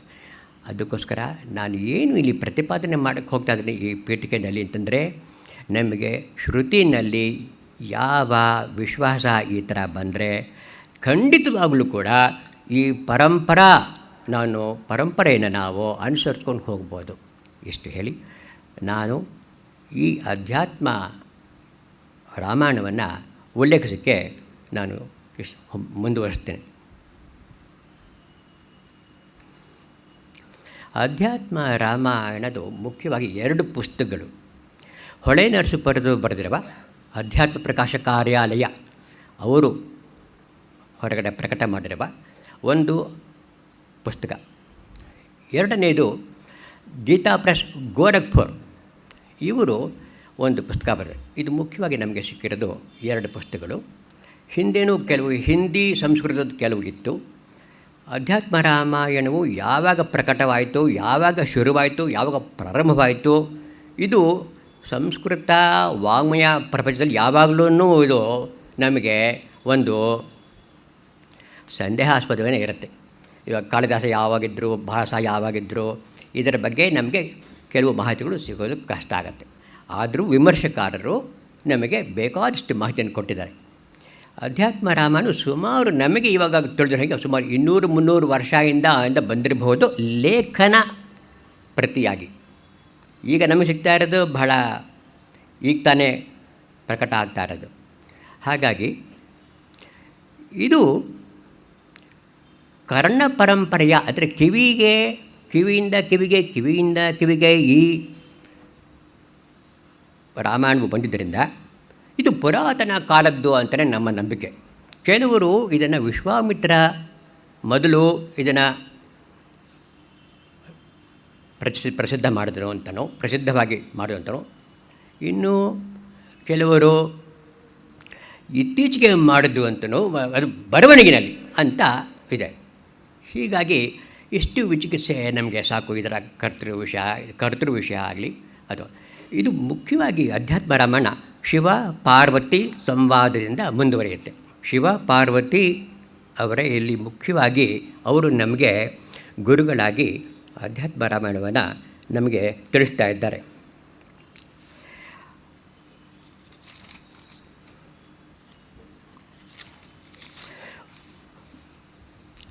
ಎಲ್ಲ ಈ ಅಧ್ಯಾತ್ಮ ಗ್ರಂಥಗಳು ಮುಖ್ಯವಾಗಿ ಈ ವಿಷ್ಣು ಸಹಸ್ರನಾಮ ಆಗಲಿ ಅಥವಾ ನಮ್ಮ ಭಗವದ್ಗೀತೆ ಆಗಲಿ ಶುರುವಾಗೋದು ಧರ್ಮಕ್ಷೇತ್ರೇ ಕುರುಕ್ಷೇತ್ರೇ ಸಮವೇತ ಯೋತ್ಸವ ಮಾಮಕಃ ಪಾಂಡವಾಃ ಕಿಂ ಅಕುರ್ವತ ಸಂಜಯ. ನೋಡಿ, ಕಿಂ ಅಕುರ್ವತ ಎಲ್ಲ ಪ್ರಶ್ನಾರ್ಥಕವಾಗಿ ಈ ಗ್ರಂಥಗಳು ಮುಂದುವರಿಯುತ್ತೆ. ಇನ್ನು ಪರಿಪ್ರಶ್ನೆಯ ಪರಿಸೇವೆಯ ಗುರುಗಳನ್ನು ಆಶ್ರಯಿಸಿ ಅವರನ್ನು ಸೇವೆ ಮಾಡಿಕೊಂಡು ಶುಶ್ರೂಷೆ ಮಾಡಿಕೊಂಡು ಅವರಿಗೆ ನಾವು ಕೇಳಬೇಕು ಅನ್ನೋದು ಇಲ್ಲಿ ನಾವು ಜ್ಞಾಪಿಸ್ಕೋಬೋದಷ್ಟೆ. ಇಲ್ಲಿ ಪಾರ್ವತಿ ಶಿವ ಒಟ್ಟಿಗೆ ಅಷ್ಟು ಅನ್ಯೋನ್ಯವಾಗಿದ್ದರೂ ಪಾರ್ವತಿ ಅತ್ಯಂತವಾಗಿ ನಂಬರ್ತೆಯಿಂದ ಹೇ ಸರ್ವಜ್ಞಮೂರ್ತಿ, ಹೇ ಸದಾಶಿವ, ನೀವೆಲ್ಲ ಆನಂದಮಯನು, ನಿನಗೆಲ್ಲ ತಿಳಿದಿದೆ. ನನಗೆ ಒಂದು ಸಂದೇಹ ಉಂಟಾಗಿದೆ. ಈ ರಾಮಾಯಣದಲ್ಲಿ ಸೀತಾಕೃತ ವಿಲಾಪ ಕುತಃ ಯಾತಕ್ಕೋಸ್ಕರ ಸೀತಾ ವಿಲಾಪ, ಯಾತಕ್ಕೋಸ್ಕರ ಸೀತೆಗೋಸ್ಕರ ರಾಮನು ವಿಲಾಪ ಮಾಡಿದನು. ಸೀತೆ ಅಪಹಾರ ಆದಾಗ ಅವನು ಭಾಳ ನೊಂದುಬಿಟ್ಟ, ಎಷ್ಟು ಪರಿಶ್ರಮ ಪಟ್ಟ. ಅವನು ಕೂಡ ನಮ್ಮ ಹಾಗೆ ಆಗ್ಬಿಟ್ನಲ್ಲ, ನಮಗೂ ಪುತ್ರ ಮಿತ್ರ ಕಳತ್ರ ಇವೆಲ್ಲ ನಮಗೂ ಇದೆ. ಹಾಗೆಯೇ ಶ್ರೀರಾಮಚಂದ್ರ ಕೂಡ ಅಷ್ಟೊಂದು ಸಂಕಟ ಪಟ್ಟ. ಹೀಗಿರಬೇಕಾದ್ರೆ ಯದಿಸ್ಮ ಜಾನಾತಿ, ಅವನು ಏನಾದರೂ ಗೊತ್ತಿದ್ದರೆ ಆತ್ಮಾನಂ, ತನ್ನನ್ನು ತಾನು ತಿಳಿದಿದ್ದರೆ, ಆತ್ಮವಿದ್ಯೆ ಏನಾದ್ರು ಅವನಿಗೆ ತಿಳಿದಿದ್ದರೆ ಅವನು ಹಿಂಗೆ ಅಳ್ಕೊಡ್ದಾಗಿತ್ತು. ಅಥವಾ ಅವನು ನಮ್ಮ ಹಾಗೇ ಅವನು ಹತ್ತಿದ್ರಿಂದ ಇವನು ಕೇನ ಸೇವ್ಯ, ಯಾತಕ್ಕೋಸ್ಕರ ನಾವು ಇವನು ಪೂಜೆ ಮಾಡಬೇಕು? ಅವಳ ಪ್ರಶ್ನೆ ಎಷ್ಟೇ ನೋಡಿ. ರಾಮಚಂದ್ರನು ಸೀತಾ ಅಪಹಾರದಿಂದ ಬಹಳ ಕಂಗೆಟ್ಟು ನಮ್ಮ ಹಾಗೇನೆ ಅವನು ನೊಂದುಬಿಟ್ಟ. ಆದ್ದರಿಂದ ಅವನು ಸರ್ವಜೀವೈ ಸಮಃ, ಸರ್ವಜಾತೈ, ನಮ್ಮಗಳ ಹಾಗೆ ಸಮಃ, ಸರ್ವಜೀವಜಾತೈ ಸಮಃ ಅಂತ ಕೇಳ್ತಾಳೆ. ಕುತಃ ವಿಲಾಪ, ಅವನು ಯಾಕತ್ತ, ಇದು ನನಗೆ ಪ್ರಶ್ನಾರ್ಥಕವಾಗಿ ಉಳಿದುಬಿಟ್ಟಿದೆ. ನನ್ನ ಈ ಸಂದೇಹವನ್ನು ನೀವು ಪರಿಹಾರ ಮಾಡಬೇಕು ಅಂತ ಕೇಳ್ಕೊಂಡಾಗ ಆಗ ಅವನು ಹೇಳ್ತಾನೆ, ನೋಡಮ್ಮ, ಅವನು ಸಚ್ಚಿದಾನಂದ ಸ್ವರೂಪನು. ಅವನು ಅವತಾರ ಮಾಡುವ ಉದ್ದೇಶದಿಂದ ಮಾಯಾ ಮನುಷ್ಯ ಅವ್ಯಯ, ಈ ಶಬ್ದ ಮಾಯಾ ಮನುಷ್ಯ ಅವ್ಯಯ ಅಂದರೆ ನಿಜವಾಗಲೂ ಇವನು ದೇವನೇ ಆಗಿದ್ದು ಕೂಡ ಪೃಥ್ವಿನಲ್ಲಿ ಸಂಕಷ್ಟವನ್ನು ಪರಿಹಾರ ಮಾಡುವುದಕ್ಕೋಸ್ಕರ ಅವನು ಅವತಾರ ಮಾಡಿ ತಾನು ಮನುಷ್ಯನ ಹಾಗೆ, ಮನುಷ್ಯ ಇವ, ಜಾತ ಇವ, ಹಾಗೆ ಹುಟ್ಟಿದ ಹಾಗೆ ಅವನು ಮನುಷ್ಯ ಇವ, ಅವನು ವಿಲಲಾಪ. ಯಾಕೆ? ತತ್ವಬೋಧ ಅವತಾರಾಯ ಸುಲಭೇನ, ಸುಲಭವಾಗಿ ತತ್ವವನ್ನು ನಮಗೆ ಬೋಧಿಸೋದಕ್ಕೋಸ್ಕರ ಪರಮಾತ್ಮನು ಸಾಕ್ಷಾತ್ ಅವತಾರ ಮಾಡಿದನು. ನೋಡಿ, ಅವತಾರ ಅಂದರೆ ನಮ್ಮ ಹಾಗೆ ಜನ್ಮ ಪಡೆಯೋದಲ್ಲ, ಅವರ ಇಚ್ಛಾನುಸಾರವಾಗಿ ಭಕ್ತರ ಅನುಗ್ರಹಕ್ಕಾಗಿ ಯಾವ ಯಾವ ರೂಪವನ್ನು ತೆಗೆದುಕೊಳ್ಳಬೇಕೋ ಅದನ್ನು ಸ್ವಯಂ ತಾವೇ ನಿಶ್ಚಯ ಮಾಡಿಕೊಂಡು ಆ ಆಕಾರವನ್ನು ತೆಗೆದುಕೊಂಡು ಅವರ ಅವತಾರ ಮಾಡ್ತಾರೆ. ಅದಕ್ಕೋಸ್ಕರ ಅವರು ಇಚ್ಛಾ ಅನುಸಾರಿಯಾಗಿ ಅವರು ಅವತಾರ ಮಾಡ್ತಾರೆ. ನಾವು ಜನ್ಮ ಪಡಿತೀವಿ, ನಮಗೆ ಸ್ವತಂತ್ರ ಇಲ್ಲ, ಅವರು ಸ್ವತಂತ್ರರು. ಹೀಗೆ ಅವನು ನಿಜವಾಗ್ಲೂ ನಮ್ಮ ಹಾಗೆ ಅವನು ಅವನ ಹಾಗೆ ಸಂಕಟಪಡ ಅಂತ ತಿಳಿಬೇಡ ಪ್ರತಿ. ಇದರ ಹಿಂದೆ ನಾನು ಹೇಳ್ತೀನಿ, ಸೀತಾರಾಮ ಮರುತ್ಸೂನು, ಇದು ರಾಮ ಹೃದಯ ಮಂತ್ರಗಳು ಇಲ್ಲಿ ಶುರುವಾಗುತ್ತೆ. ಇಲ್ಲಿ ರಾಮ ಹೃದಯ ಮಂತ್ರಗಳು ಏನಪ್ಪ ಅಂತಂದರೆ, ಇಲ್ಲಿ ಹನುಮಂತನು ಜ್ಞಾನವೇ ಅಪೇಕ್ಷೆ ಪಡುವನಾಗಿ ಬಂದು ಕುಳಿತಿರ್ತಾನೆ. ಅವರ ರಾಮ ಸೀತಾ ಪಕ್ಕ ಅವನು ಅತಿ ನಮ್ರತೆಯಿಂದ ಕೂತಿದ್ದಾಗ ರಾಮ ಹೇಳ್ತಾನೆ ಸೀತಾಗೆ, ಹೇ ಸೀತೆ, ನೋಡು, ಹನುಮಂತ ಯಾವುದನ್ನು ಏನೂ ಕೇಳ್ದನೇ ಇದ್ದಾನೆ, ಕೇವಲ ಜ್ಞಾನಂ ಏವಾ, ಜ್ಞಾನವನ್ನೇ ಅವನು ಪರಮಾನಂದವಾದ ಜ್ಞಾನವನ್ನೇ ಪಡಿಬೇಕು ಅಂತ ಇಚ್ಛಿಸ್ತಾ ಇದ್ದಾನೆ.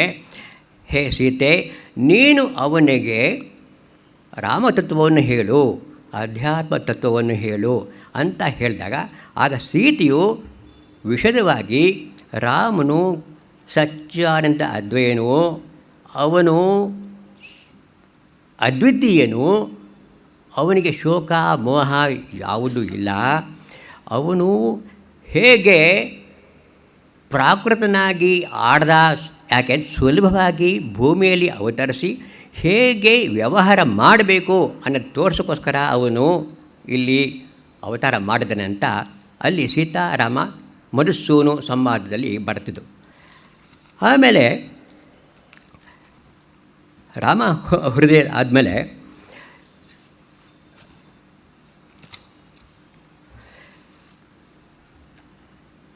ಈ ಕಥೆ ಶುರುವಾಗತ್ತೆ. ಪೃಥ್ವಿ, ಇದು ಮಂಗಳ ಶ್ಲೋಕ. ಮಂಗಳ ಶ್ಲೋಕ ಹೇಗೆ ಶುರುವಾಗುತ್ತೆ? ಯಃ ಪೃಥ್ವಿ ಭರವಾರಣಾಯ ದಿವಿಜೈ ಸಂಪ್ರಾರ್ಥಿತಃ ಚಿನ್ಮಯಃ. ಇದು ಅಧ್ಯಾತ್ಮ ರಾಮಾಯಣದ ಮಂಗಳ ಶ್ಲೋಕ. ಯಃ ಪೃಥ್ವಿ ಭರವಾರಣಾಯ ದಿವಿಜೈ ದೇವತೆಗಳಿಂದ ಚಿನ್ಮಯನು ಸಂಪ್ರಾರ್ಥಿತಃ, ಅವನನ್ನು ಪ್ರಾರ್ಥನೆ ಮಾಡಲ್ಪಟ್ಟರು. ಚಿನ್ಮಯ ಅಂದರೆ ಪುರುಷೋತ್ತಮನನ್ನು, ಭಗವಂತನನ್ನು, ಜ್ಞಾನಮೂರ್ತಿಯಾದ ಚಿನ್ಮಯನನ್ನು ಅವನನ್ನು ಪ್ರಾರ್ಥನೆ ಮಾಡಿದ್ರು. ಯಾರು? ದೇವತೆಗಳು. ಯಾಕೆ? ಆ ಪ್ರಾರ್ಥನೆ ಮಾಡಿದಾಗ ಪುರುಷೋತ್ತಮನು ಸಂಜಾತಃ, ಅವನು ಹುಟ್ಟಿದನು. ಸಂಜಾತಃ ಪೃಥ್ವಿತಲೆ ರವಿಕುಲೆ ಮಾಯಾಮನುಷ್ಯ ಅವ್ಯಯ. ನೋಡಿ, ಇಲ್ಲಿ ವಾಲ್ಮೀಕಿ ರಾಮಾಯಣಕ್ಕೂ ಅಧ್ಯಾತ್ಮ ರಾಮಾಯಣಕ್ಕೂ ಏನು ಇಲ್ಲಿ ಭೇದ ಒಂದು ನಾವು ಕಾಣ್ತೀವಿ ಅಂದರೆ, ಇಲ್ಲಿ ಮಾಯಾ ಮನುಷ್ಯ ಅವ್ಯಯ ಅಂತ ಮೊದಲೇ ಹೇಳ್ಬಿಡ್ತಾರೆ. ರಾಮಾಯಣದಲ್ಲಿ ಪರಮಪುರುಷ ಅವನು ಸಾಕ್ಷಾತ್ ವಿಷ್ಣುವನೇ ಅಂತ ಕೊನೆಯಲ್ಲಿ ಪ್ರತಿಪಾದನೆ ಮಾಡ್ತಾರೆ ರಾಮಾಯಣದಲ್ಲಿ. ಇಲ್ಲಿ ಮೊದಲೇನೇ ಇಲ್ಲಿ ಅವನು ನಮಗೆ ಮನುಷ್ಯರಿಗೆ ಪೃಥ್ವಿ ದೇವತೆಗೆ ಅನುಗ್ರಹ ಮಾಡೋಕ್ಕೋಸ್ಕರ ಇವನು ಅವತಾರ ಮಾಡ್ದ ಇವನು ಅಂತ ಹೇಳಿ ಇಲ್ಲಿ ಮೊದಲೇ ಹೇಳಿಬಿಡ್ತಾರೆ. ಇದು ಒಂದು ಮಾತ್ರ ಇಲ್ಲಿ ಸ್ವಲ್ಪ ವಿಶೇಷವಾಗಿದೆ. ಯಃ ಪೃಥ್ವೀಭರವಾರಣಾಯ ದಿವಿಜೈ ಸಂಪ್ರಾರ್ಥಿತಶ್ಚಿನ್ಮಯ ಸಂಜಾತಃ ಪೃಥ್ವೀತಲೆ ರವಿಕುಲೆ ಮಾಯಾ ಮನುಷ್ಯೋ ಅವ್ಯಯಃ ನಿಶ್ಚಕ್ರಂ ಹತ ರಾಕ್ಷಸಃ. ನಿಶ್ಚಕ್ರಂ, ಯಾವ ಕಂಟಕವೂ ಇಲ್ಲದೆ ಯಾವ ಎಲ್ಲ ದುಷ್ಟರನ್ನು ನಿಗ್ರಹ ಮಾಡಿ ಬ್ರಹ್ಮತ್ವ ಅಗತ್ ಪುನಃ ತಿರ್ಗಾ ಅವನು ಎಲ್ಲ ಇಲ್ಲಿ ನಿಶ್ಚಕ್ರಂ ಹತ ರಾಕ್ಷಸ ಪುನಃ ಅಗಾತ್ ಬ್ರಹ್ಮತ್ವ ಆದ್ಯಂ, ಪುನಃ ಬ್ರಹ್ಮತ್ವವನ್ನೇ ಪಡ್ಕೊಂಡ. ಅವನು ಅವತಾರ ಮಾಡಿ ತನ್ನ ಕೆಲಸವನ್ನು ಇಲ್ಲಿ ಮನುಷ್ಯ ರೂಪವನ್ನು ಪಡ್ಕೊಂಡು ಮಾಡಿ ತಿರ್ಗಾ ಅವನು ತನ್ನ ಸ್ವಂತ ಲೋಕಕ್ಕೆ ಹೋದ. ಏನು ಕೀರ್ತಿಂ ಪಾಪಹರಾಂ ವಿಧಾಯ. ಕೀರ್ತಿಂ, ಏನು ಕೀರ್ತಿಂ ವಿಧಾಯ ಅಂತಂದರೆ ಎಲ್ಲ ಮಹಾವಿಷ್ಣುವಿನ ಅವತಾರಗಳಲ್ಲಿ ಒಂದು ನಾವು ವಿಶೇಷವಾಗಿ ಕಾಣ್ತೀವಿ. ಏನು ಮುಖ್ಯವಾದ ಉದ್ದೇಶ ಅವತಾರ ಅಂದರೆ ದುಷ್ಟ ನಿಗ್ರಹ, ಶಿಷ್ಟ ರಕ್ಷಣ. ಪರಿತ್ರಾಣಯ ಸಾಧೂನಾಂ, ಭಾಳ ಸುಲಭವಾಗಿ ಗೊತ್ತಾಗತ್ತೆ.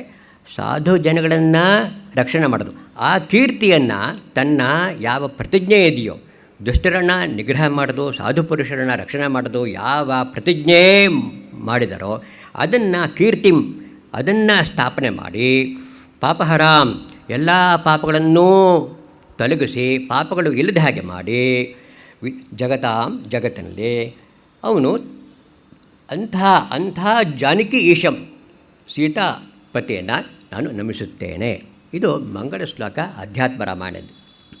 ಹೀಗೆ ಈ ಮಂಗಳ ಶ್ಲೋಕ ಮುಂದೋಗಿ ಆಮೇಲೆ ಈ ಭೂಮಿ ಸಂಕಟದಲ್ಲಿ, ಪೃಥ್ವಿ ದೇವಿಯ ಸಂಕಟದಲ್ಲಿರಬೇಕಾದ್ರೆ ದೇವತೆಗಳು ಪ್ರಾರ್ಥನೆ ಮಾಡ್ತಾರೆ. ಪೃಥ್ವಿ ದೇವಿಯೇ ಹೋಗಿ ಭೂ ದೇವಿಯೇ ಹೋಗಿ ನೋಡಿ, ದೇವತೆಗಳು ನಮಗೋಸ್ಕರ, ಅದು ಇಲ್ಲಿ ಪೃಥ್ವಿ ಲೋಕಕ್ಕೋಸ್ಕರವಾಗಿ ಅವರು ದೇವತೆಗಳನ್ನು ಬ್ರಹ್ಮನ ಮುಂದೆ ಮಾಡಿಕೊಂಡು ಪ್ರಾರ್ಥನೆ ಮಾಡಿದಾಗ ವಿಷ್ಣು ಅವತಾರವಾಗಿ, ನೋಡಪ್ಪ ನಾನು ಪೃಥ್ವಿನಲ್ಲಿ ನಾನು ಅವತಾರ ಮಾಡ್ತೀನಿ, ಪೃಥ್ವಿಲಿ ಅವತಾರ ಮಾಡಿ ನಾನು ಮಾನವನಾಗಿ ಹುಟ್ಟಿ ನಾನು ಎಲ್ಲ ದುಷ್ಟ ರಾಕ್ಷಸರನ್ನ ಸದೆ ಬಡಿತೀನಿ. ಅದು ಬ್ರಹ್ಮನು ಹೇಳ್ತಾನೆ, ನನ್ನಿಂದ ಅವನಿಗೆ ಮೃತಿ ಅಂದರೆ ಸಾಯುವಿಕೆ ಮನುಷ್ಯನಿಂದ ನಾನು ಕಲ್ಪಿತ ಆಗಿದೆ, ಆದ್ದರಿಂದ ನೀನು ಮನುಷ್ಯ ರೂಪವಾಗಿ ಬರಬೇಕು ಅಂತ ಹೇಳಿದಾಗ ಅವನು ಜನ್ಮ ತಾಳ್ತಾನೆ. ಜನ್ಮ ತಾಳಿದಾಗ ನಮಗೆ ಕತೆ ಬಹಳ ಬೇಗ ಹೋಗೋದು ಸಾಧ್ಯ ಆಗುತ್ತೆ. ಯಾಕಂದರೆ ಅಧ್ಯಾತ್ಮ ರಾಮಾಯಣದಲ್ಲಿ ಮುಖ್ಯವಾಗಿ ಅಧ್ಯಾತ್ಮ ವಿಷಯವೇ ಬರುತ್ತೆ ಹೊರತು ಕಥೆಗಳು ಸ್ವಲ್ಪ ಕಡಿಮೆ ಮಾಡಿದ್ದಾರೆ. ಆಮೇಲೆ ನದಿ ವರ್ಣನೆ, ಕಾಡಿನ ವರ್ಣನೆಗಳು, ಆಮೇಲೆ ಈ ಕೈಕೇಯಿ ಆಮೇಲೆ ದಶರಥ ವಿಲಲಾಪಗಳು ಅವೆಲ್ಲವೂ ಕೂಡ ಸ್ವಲ್ಪ ಕಡಿಮೆ ಮಾಡಿ, ಆಮೇಲೆ ಯುದ್ಧ ವರ್ಣನೆ, ಆ ಯುದ್ಧಕಾಂಡವೇ 120 ಸರ್ಗಗಳಿದ್ದ ವಾಲ್ಮೀಕಿಯಲ್ಲಿ, ಅವೆಲ್ಲವನ್ನೂ ಕಡಿಮೆ ಮಾಡಿದ್ದಾರೆ ಯುದ್ಧ ವರ್ಣನೆಗಳು. ಹೀಗಾಗಿ ಅಧ್ಯಾತ್ಮ ರಾಮಾಯಣವು ಬರೀ ಮೋಕ್ಷ ಪ್ರದಾಯಕವಾಗಿದೆ.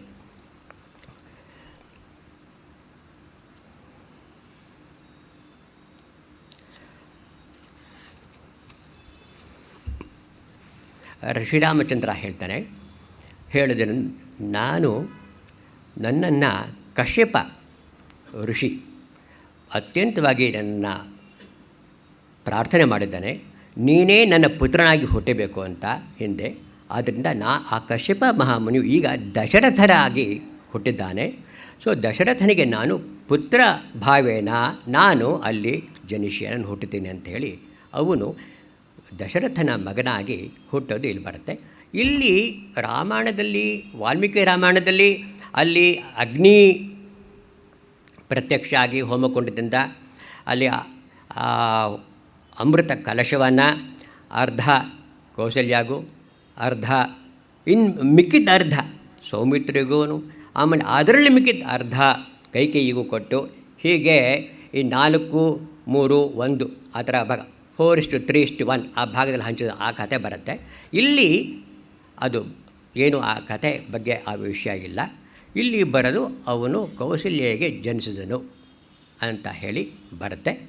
ಕೌಸಲ್ಯ ಜನಿಸಿದ ಮೇಲೆ ಇಲ್ಲಿ ಒಂದು ವಿಶೇಷ ಏನು ಈ ಅಧ್ಯಾತ್ಮ ರಾಮಾಯಣದಲ್ಲಿಂದರೆ, ಇಲ್ಲಿ ಅವನು ಹುಟ್ಟಿದ ತಕ್ಷಣವೇ ಶಂಖ ಚಕ್ರ ಗದಾಧರ ಮಹಾವಿಷ್ಣು ಒಂದು 25 ವರ್ಷದ ಹುಡುಗನಾಗಿ ಹುಟ್ಟುಬಿಡ್ತಾನೆ.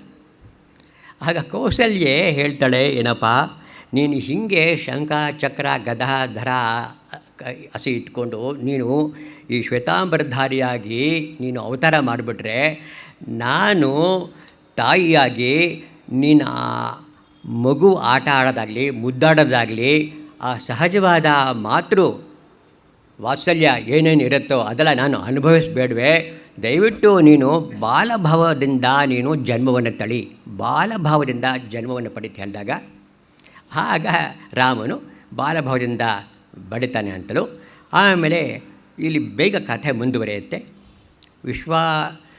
ಇನ್ನೇನು ಅವನಿಗೆ ಪಟ್ಟಾಭಿಷೇಕ ಮಾಡಬೇಕು ಅನ್ನುವ ಸಮಯದಲ್ಲಿ ವಿಶ್ವಾಮಿತ್ರನ ಆಗಮನ ಬರೋದು ನಮಗೆ ಗೊತ್ತಾಯಿದೆ. ಆಮೇಲೆ ಅಲ್ಲಿ ಜಾಸ್ತಿ ವಾಲ್ಮೀಕಿ ರಾಮಾಯಣದಲ್ಲಿ ಇರುವ ಹಾಗೆ ಅಷ್ಟೊಂದು ವಿಸ್ತಾರವಾಗಿ ಹೋಗೋದಿಲ್ಲ. ಸರಿ, ರಾಮನು ವಿಶ್ವಾಮಿತ್ರನ ಸಹಾಯದಿಂದ ಹೋಗಿ ರಾಮಲಕ್ಷ್ಮಣರು ಇಬ್ಬರು ಹೋಗ್ತಾರೆ. ರಾಮಲಕ್ಷ್ಮಣರು ಇಬ್ಬರು ಹೋದಾಗ ಸರಿ ಬಲ ಅತಿ ಬಲ ವಿದ್ಯೆಗಳು ಅವರಿಗೆ ಕೊಡೋದು. ಆಮೇಲೆ ಅವನಿಗೆ ನಾನಾ ಕಥೆಗಳು ವಾಲ್ಮೀಕಿಯಲ್ಲಿ ಹೇಳಿದ ವಾಲ್ಮೀಕಿ ರಾಮಾಯಣದಲ್ಲಿ ನಾನಾ ಕಥೆಗಳು ಬರ್ತವೆ. ಗಂಗಾ ಅವತಾರ, ಆಮೇಲೆ ಸಾಗರ ಚಕ್ರವರ್ತಿ ಮಕ್ಕಳಿಗೆ ಅವ್ರಿಗೆ ತರ್ಪಣ ಕೊಡೋದು ಅವೆಲ್ಲ ವಿಪರೀತವಾಗಿ ಬರುತ್ತೆ. ಆ ಕಥೆಗಳೆಲ್ಲ ಇಲ್ಲಿ ಬರೋದಿಲ್ಲ. ಕಥೆಗಳು ವಿಸ್ತಾರವಾಗಿ ಇಲ್ಲಿ ಬರೋದಿಲ್ಲ. ಇಲ್ಲಿ ಏನಿದ್ರೂ ಘಟನೆಗಳು, ಆಮೇಲೆ ಅಂಥ ಘಟನೆ ಆದಾಗ ಆ ಸಂದರ್ಭದಲ್ಲಿ ಅವರ ಸ್ತುತಿಗಳು ಸ್ತೋತ್ರಗಳು ಬರುತ್ತೆ.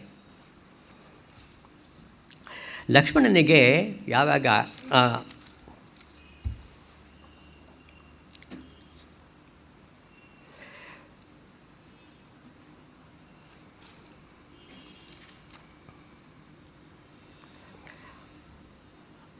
ಅದು ಸರಿ ಅವನು ವಿಶ್ವಾಮಿತ್ರ ಇಲ್ಲಿ ಕೆಲವು ಸಂದರ್ಭಗಳಲ್ಲಿ ವ್ಯತ್ಯಾಸ ಬಂದ್ಬಿಡುತ್ತೆ.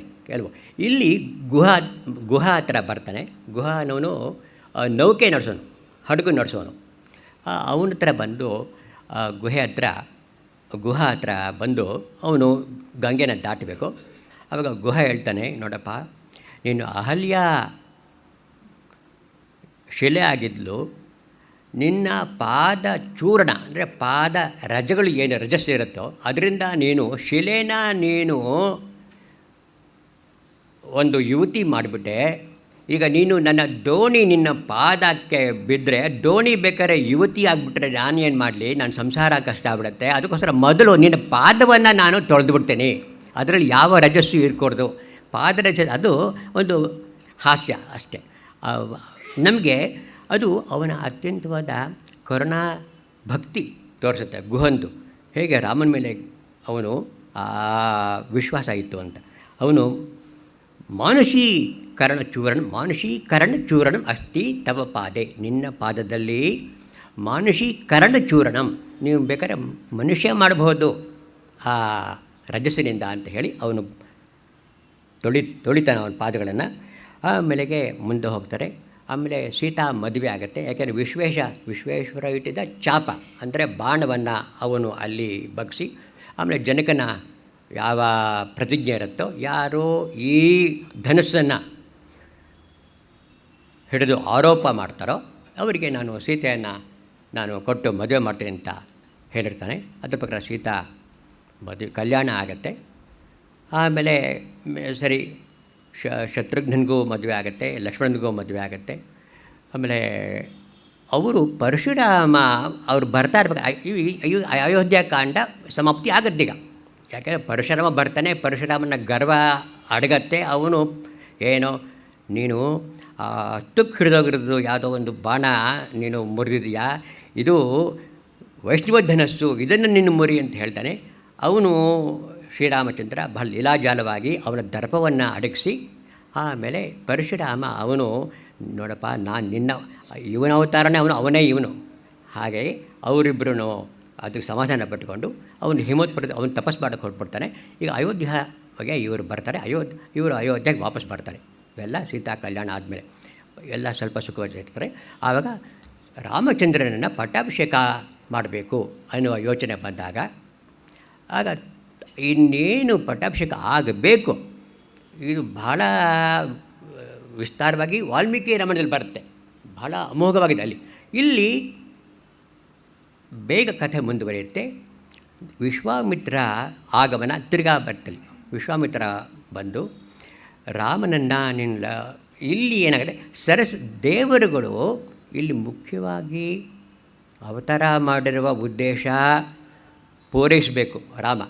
ಅದಕ್ಕೋಸ್ಕರ ಇವನು ಹೇಗಾದರೂ ಕಾಡಿಗೆ ಹೋಗಬೇಕು ಅನ್ನೋ ವಿಚಾರ ಇಟ್ಟುಕೊಂಡು ದೇವತೆಗಳು ತಿರ್ಗಾ ಬ್ರಹ್ಮನನ್ನು ಪ್ರಾರ್ಥಿಸಿ, ಹೇ ಬ್ರಹ್ಮನ್, ನೀನು ಈ ಪಟ್ಟಾಭಿಷೇಕಕ್ಕೆ ವಿಘ್ನವನ್ನು ತರಿಸಬೇಕು, ರಾಮ ಪಟ್ಟಾಭಿಷೇಕ ಆಗಕೂಡ್ದು ಅಂದಾಗ ಬ್ರಹ್ಮ ಸರಸ್ವತಿಗೆ ಹೇಳಿ, ಹೇ ಸರಸ್ವತಿ ತಾಯಿ, ನೀನು ಹೇಗಾದರೂ ಮಾಡಿ ಕೈಕೇಯಿ ಬಾಯಲ್ಲಿ ನೀನು ಪ್ರವೇಶಿಸಿ ಅವಳಿಗೆ ಭ್ರಾಂತಿ ಉಂಟು ಮಾಡಿ ಕೈಕೇಯಿಗೆ ನೀನು ಹೀಗೆ ಮಾಡು ಅಂಥೇಳಿ. ನೋಡಿ, ಕೈಕೇಯಿ, ನಾನು ಇದರ ಬಗ್ಗೆ ಸುಮಾರು 1.5 ಗಂಟೆ ಬರೀ ಕೈಕೇಯಿ ನಿರ್ದೋಷಿ ಅಂತ ಮಾತಾಡಿದೆ.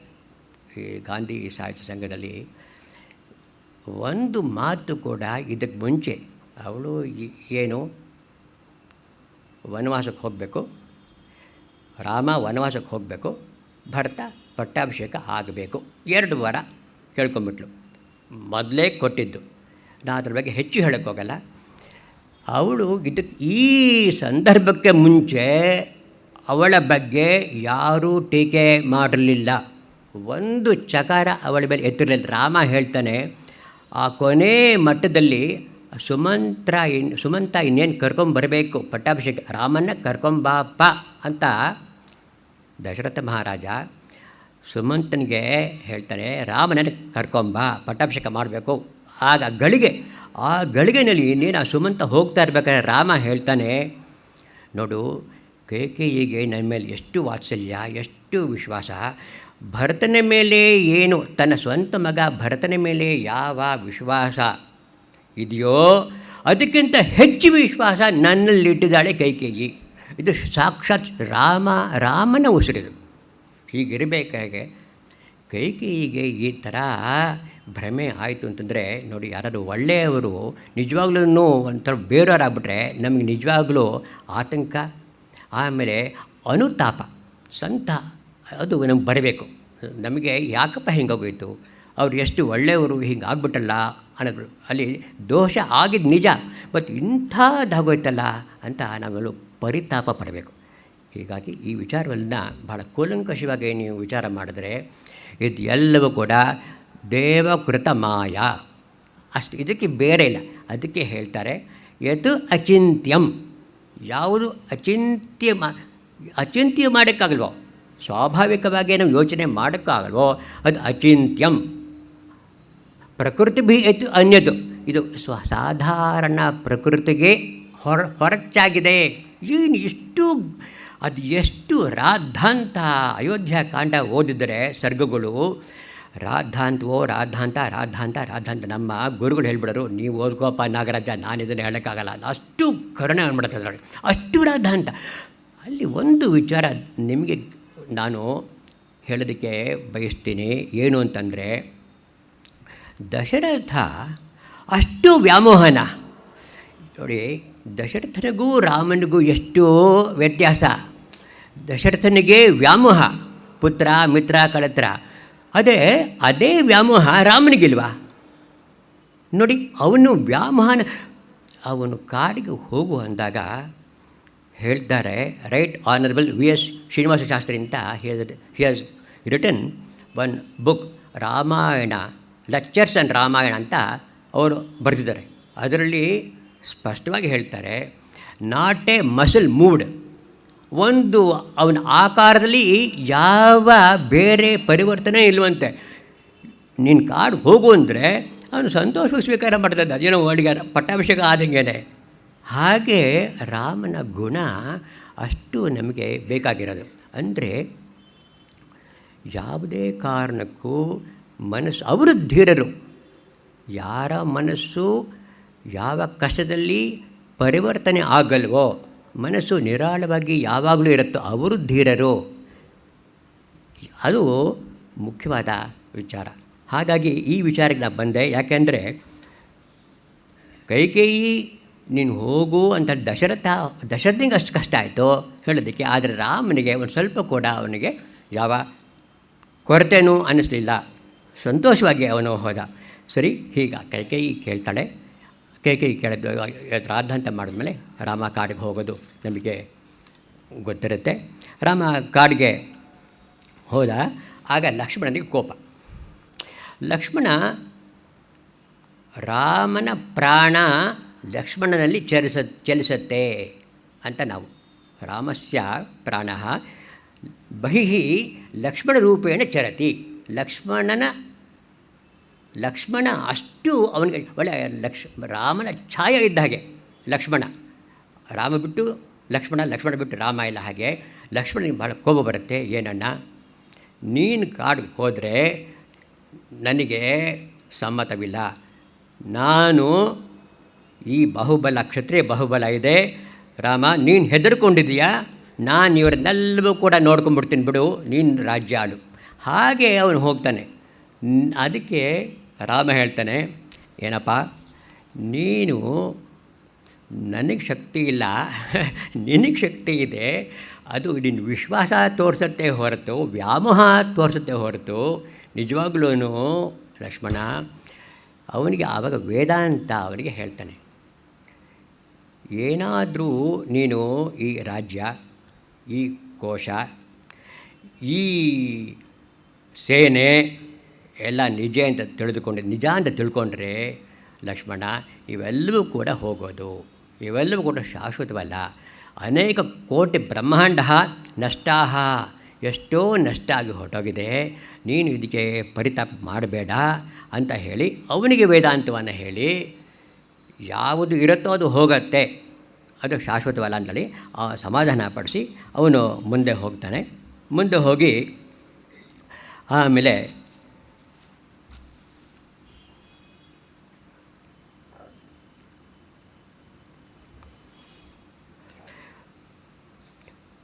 ಲಕ್ಷ್ಮಣ ಈ ತಿರ್ಗಾ ಅಲ್ಲಿ ಗುಹಾ ಹತ್ರನೇ ಬರ್ತಾರೆ.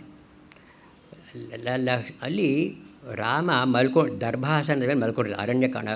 ಅಯೋಧ್ಯಕಾಂಡದಲ್ಲಿ ರಾಮ ಕಾಡಿಗೆ ಹೋದಾಗ ದರ್ಭಾಸನದಲ್ಲಿ ಮಲ್ಕೊಂಡಿದ್ದಾಗ ಲಕ್ಷ್ಮಣನಿಗೆ ಅವನಿಗೂ ದುಃಖ ಆಗುತ್ತೆ.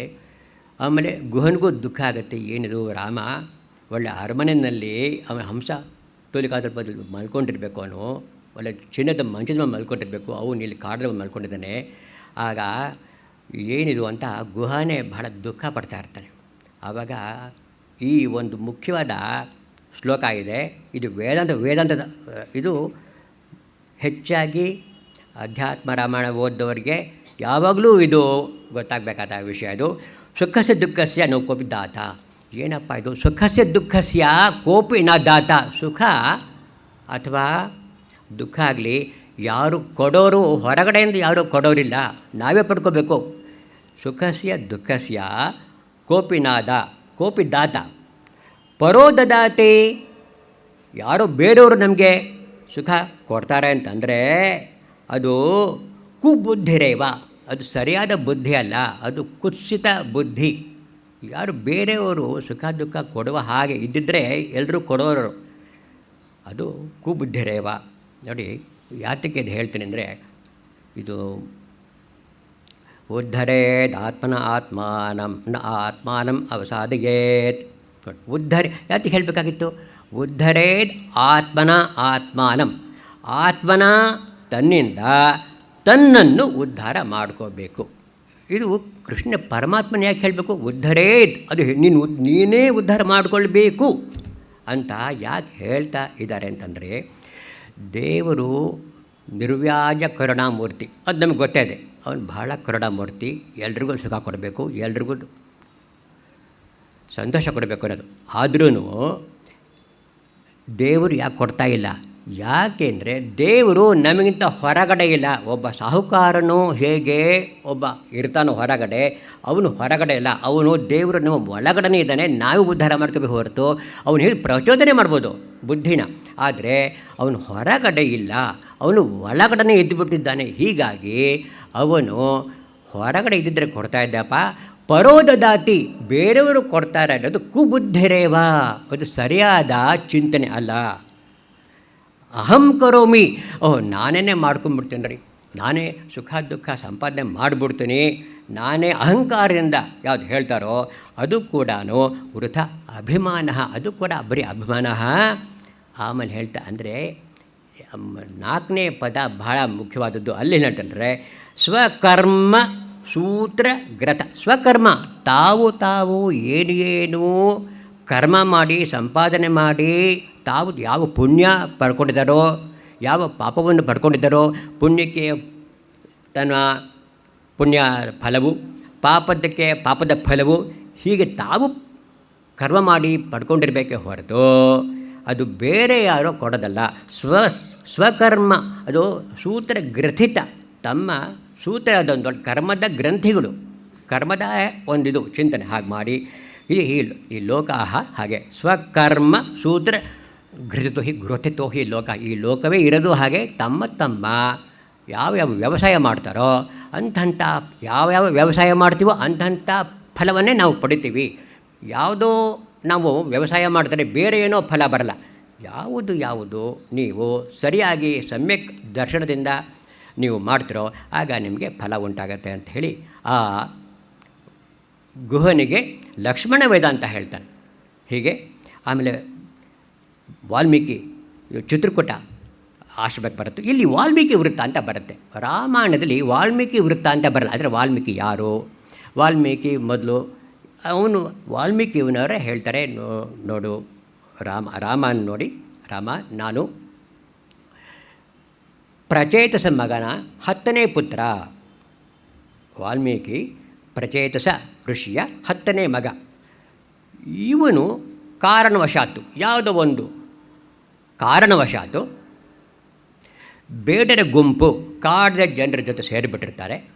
ಆಗ ಅಲ್ಲಿ ಹೋಗುವವರ ದ್ರವ್ಯ ಅಪಹರಣ ಮಾಡೋದು, ಅವರಿಗೆ ಹಿಂಸೆ ಮಾಡೋದು, ಹೀಗೆ ಅವನು ಕುಟುಂಬ ವ್ಯವಸ್ಥೆ ಮಾಡ್ತಾ ಇರ್ತಾನೆ.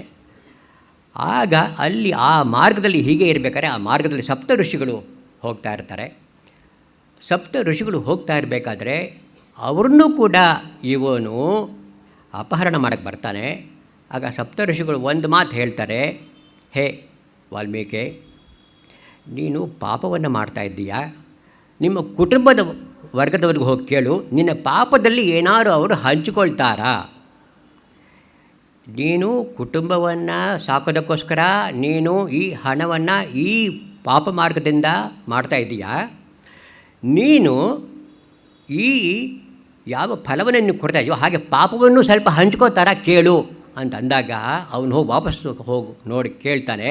ಕೇಳಿದಾಗ ನೋಡಪ್ಪ, ನಾನು ಅವ್ರ ಕುಟುಂಬ ವರ್ಗದವ್ರು ಹೇಳ್ತಾರೆ, ನಾನು ಯಾವ ಪಾಪಕ್ಕೂ ಭಾಗಿ ಆಗುವುದಿಲ್ಲ, ಕೇವಲ ನಾವು ಪುಣ್ಯಕ್ಕೆ ಭಾಗ್ಯಗಳು, ಫಲಭಾಗಿನಃ ವಯಂ ನಾವು ಫಲಭಾಗಿನಃ, ನಾವು ಪಾಪಕ್ಕೆ ಭಾಗಿ ಆಗಲ್ಲ ಅಂತ ಹೇಳಿದಾಗ ಆವಾಗ ಅವನಿಗೆ ಪ್ರಚೋದನೆ ಆಗತ್ತೆ. ಬಂದು ನಮಸ್ಕಾರ ಮಾಡ್ತಾನೆ ಸಪ್ತಋಷಿಗಳಿಗೆ. ಸಪ್ತಋಷಿಗಳು ಅವರಿಗೆ, ಹೇ ಸ್ವಾಮಿ, ನಾನು ಬಹಳ ನೊಂದುಬಿಟ್ಟಿದ್ದೇನೆ, ನಾನು ಅಜ್ಞಾನದಿಂದ ನಾನು ಈ ಕೆಲಸ ಮಾಡ್ತಾಯಿದ್ದೆ, ನನಗೆ ನೀವು ಏನಾದರೂ ಉಪದೇಶ ಮಾಡಿ ಉದ್ಧಾರ ಮಾಡಬೇಕು ಅಂತ ಕೇಳ್ಕೊಂಡಾಗ ಅವರು ರಾಮ ಶಬ್ದವನ್ನು ವ್ಯತ್ಯಸ್ತ ಮಾಡಿ ಕೊಡ್ತಾರೆ, ಮರ ಅಂತ ಕೊಟ್ಬಿಡ್ತಾರೆ.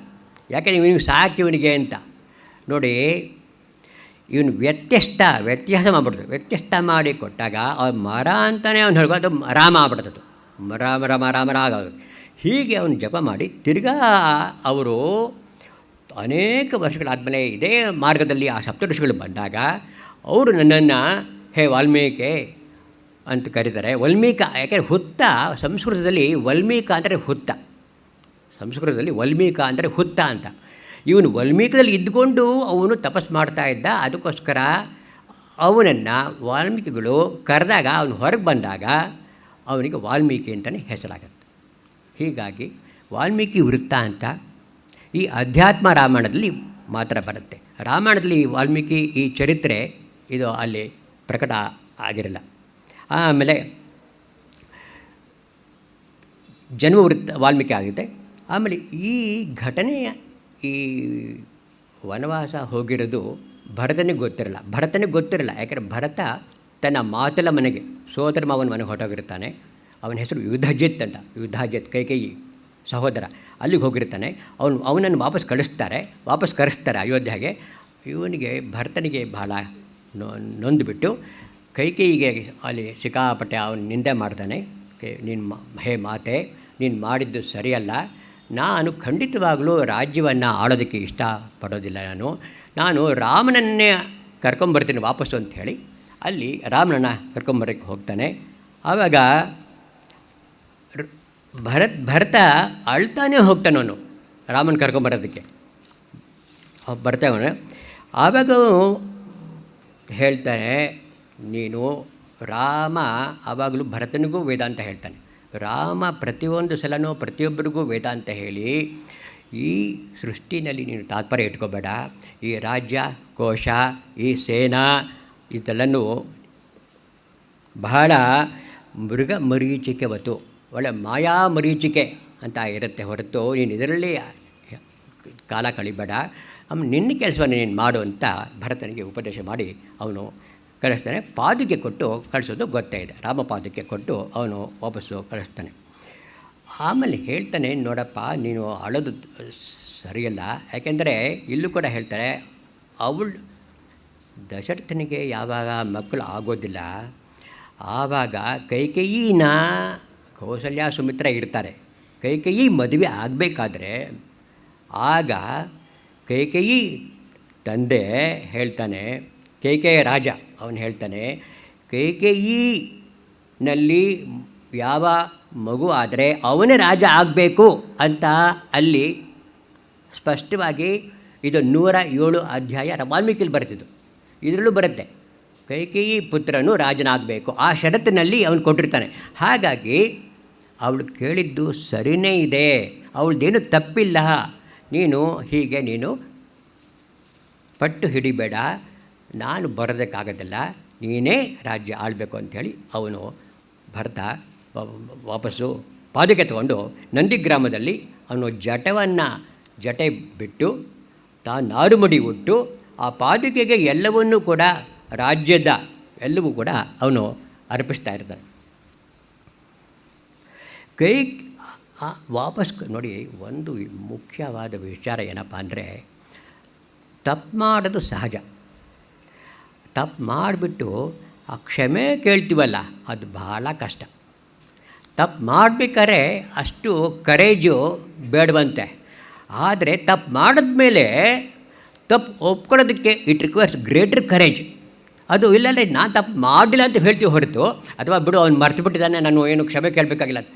ಕೈಕೇಯಿ ಭರತನ ಜೊತೆ ಹೋಗಿ ರಾಮನಿಗೆ ನಮಸ್ಕಾರ ಮಾಡಿ, ನಾನು ತುಂಬ ತಪ್ಪು ಮಾಡಿಬಿಟ್ಟೆ ರಾಮ, ನನಗೆ ಏನೋ ಭ್ರಾಂತಿ ಆಗೋಯ್ತು, ದಯವಿಟ್ಟು ಕ್ಷಮಿಸು, ನೀನು ವಾಪಸ್ ಬಾ ನೀನು ಅಂತ ಕೈಕೇಯಿ ಕೇಳ್ತಾಳೆ. ನೋಡಿ ಎಷ್ಟು ಜನ, ಅದು ಏನು 11 ದಿವಸ 12 ದಿವಸ ಆಗಿರೋದು, ತಕ್ಷಣ ಹೋಗಿದ್ದಾಳೆ ಅವಳು. ಆಗ ರಾಮ ಹೇಳ್ತಾನೆ, ಆ ರಾಮನ ಈ ಧರ್ಮದ ನಿಷ್ಠೆ, ಧರ್ಮದ ಅವನ ನಡವಳಿಕೆ ಹೇಗೆ ಅಂದರೆ, ಧರ್ಮಾದಿ ದೇವತೆ ಕೂಡ ಅವಳಿಗೆ ಕೆಲಸನೇ ಇರಲಿಲ್ವಂತೆ. ಯಾಕೆಂದರೆ ಧರ್ಮಕ್ಕಿಂತ ಹೆಚ್ಚಾಗಿ ಇವನ ಆಚರಣೆಯು ಮಿಗಿಲಾಗಿತ್ತಂತೆ. ಹಾಗಾಗಿ ಅವನು ತಂದೆಯ ಮಾತಿಗೆ ನಾನು ಮೀರಕ್ಕೆ ಶಕ್ತಿ ಇಲ್ಲ. ನೋಡಿ, ತ್ರಿಲೋಕವನ್ನು ಅವನು ಸಂಹಾರ ಮಾಡುವ ಶಕ್ತಿ ಇರುವ ರಾಮ ಯಾವ ಶ್ರುತಿಗೆ ಬೆಲೆ ಕೊಡ್ತಾ ಇದ್ದಾನೆ ನೋಡಿ. ಶ್ರುತಿ ಅಂದರೆ ಏನು? ತಂದೆ ಅಂದರೆ ಏನು? ಪ್ರಜಾಪತಿ. ನಾವು ಶ್ರುತಿ ಮೇಲೆ ಅತ್ಯಂತವಾದ ಗೌರವ ಇಟ್ಟಿರಬೇಕು. ಒಂದು ವಿಚಾರ ಹೇಳ್ತೀನಿ, ನಾವು ರುದ್ರಾಭಿಷೇಕ ಮಾಡ್ತೀವಿ. ರುದ್ರಾಭಿಷೇಕ ಮಾಡಿದಾಗ ಏನು ಹೇಳ್ತಾ ಇದ್ವಿ ನಾವು? ಯಾವ ಮನು ಚಕ್ರವರ್ತಿ ರುದ್ರಾಭಿಷೇಕ ಮಾಡಿದನೋ ನೋಡಿ, ಯಾವ ಮನು ಚಕ್ರವರ್ತಿ ರುದ್ರಾಭಿಷೇಕ ಮಾಡಿ ಎಲ್ಲ ಸಂತೋಷವನ್ನು ಪಡೆದುಕೊಂಡನೋ ಅದನ್ನು ನಾನು ಪಡಿತೀನಿ. ಯಶ್ಚಂ ಚ ಯೋಶ್ಚ ಮನು ಆಯುಜೆ ಪಿತಾ ತವ ಪ್ರಣೀತವು. ನೋಡಿ, ಎತ್ತು ಶಂ ಯಾವ ಸುಖವನ್ನು, ಸಂಶಯೋ ಯಾವ ಶಂ ಸುಖವನ್ನು ಪ್ರಜಾಪತಿ ಮನುಚಕ್ರವರ್ತಿ ಪಡೆದುಕೊಂಡು ಆ ಯಜೇ ತವ ಪ್ರಣೀತವು, ತವ ನಿನ್ನನ್ನು ಪ್ರಣೀತವು ನಮಸ್ಕಾರ ಮಾಡುವನಾಗಿ ಯಾವ ಸುಖವನ್ನು ಪಡೆದುಕೊಂಡನೋ, ಯಾವ ಲಾಭವನ್ನು ಪಡೆದುಕೊಂಡನೋ ಅದನ್ನು ನಾವು ಪಡಿತೀವಿ. ಏನು ಗಂಭೀರವಾದ ವಾಕ್ಯ ಇದು, ಮಂತ್ರ ನೋಡಿ. ಯಚ್ಚಂ ಚಯೋಶ್ಚ ಮಂತ್ರ ಇದೆ ಪಿತಾ ತದ ಶ್ಯಾಮ ತದ್ ಅಶ್ಯಾಮ, ಅದನ್ನು ನಾವು ಪಡಿತೀವಿ. ತವ ಪುರಣೀತವು ನಿನ್ನನ್ನು ನಮಸ್ಕಾರ ಮಾಡುವನಾಗಿ. ಅಂದರೆ ಇದು ವೇದ ಮಂತ್ರ. ಇದು ಅದಕ್ಕೆ ಹೇಳ್ತೀವಿ ವೇದ ಮಂತ್ರ ಅಂದರೆ 30 ಲಕ್ಷ 40 ಲಕ್ಷ ಇದು ನೋಡಿ. ಶ್ರೀನಿವಾಸ ಗೋಪಾಲಾಚಾರ್ಯರು, ಶ್ರೀನಿವಾಸ ಚಕ್ರವರ್ತಿ ಶ್ರೀನಿವಾಸ ಗೋಪಾಲಾಚಾರ್ಯರು ಅಂಥೇಳಿ ಇವರು ಸಂಸ್ಕೃತ ಕನ್ನಡ ನಿಘಂಟು ಬರೆದಿದ್ದಾರೆ. ಇದು ಮಕರಂದ. ಸಂಸ್ಕೃತ ಕನ್ನಡ ನಿಘಂಟು ಶಬ್ದಕೋಶ.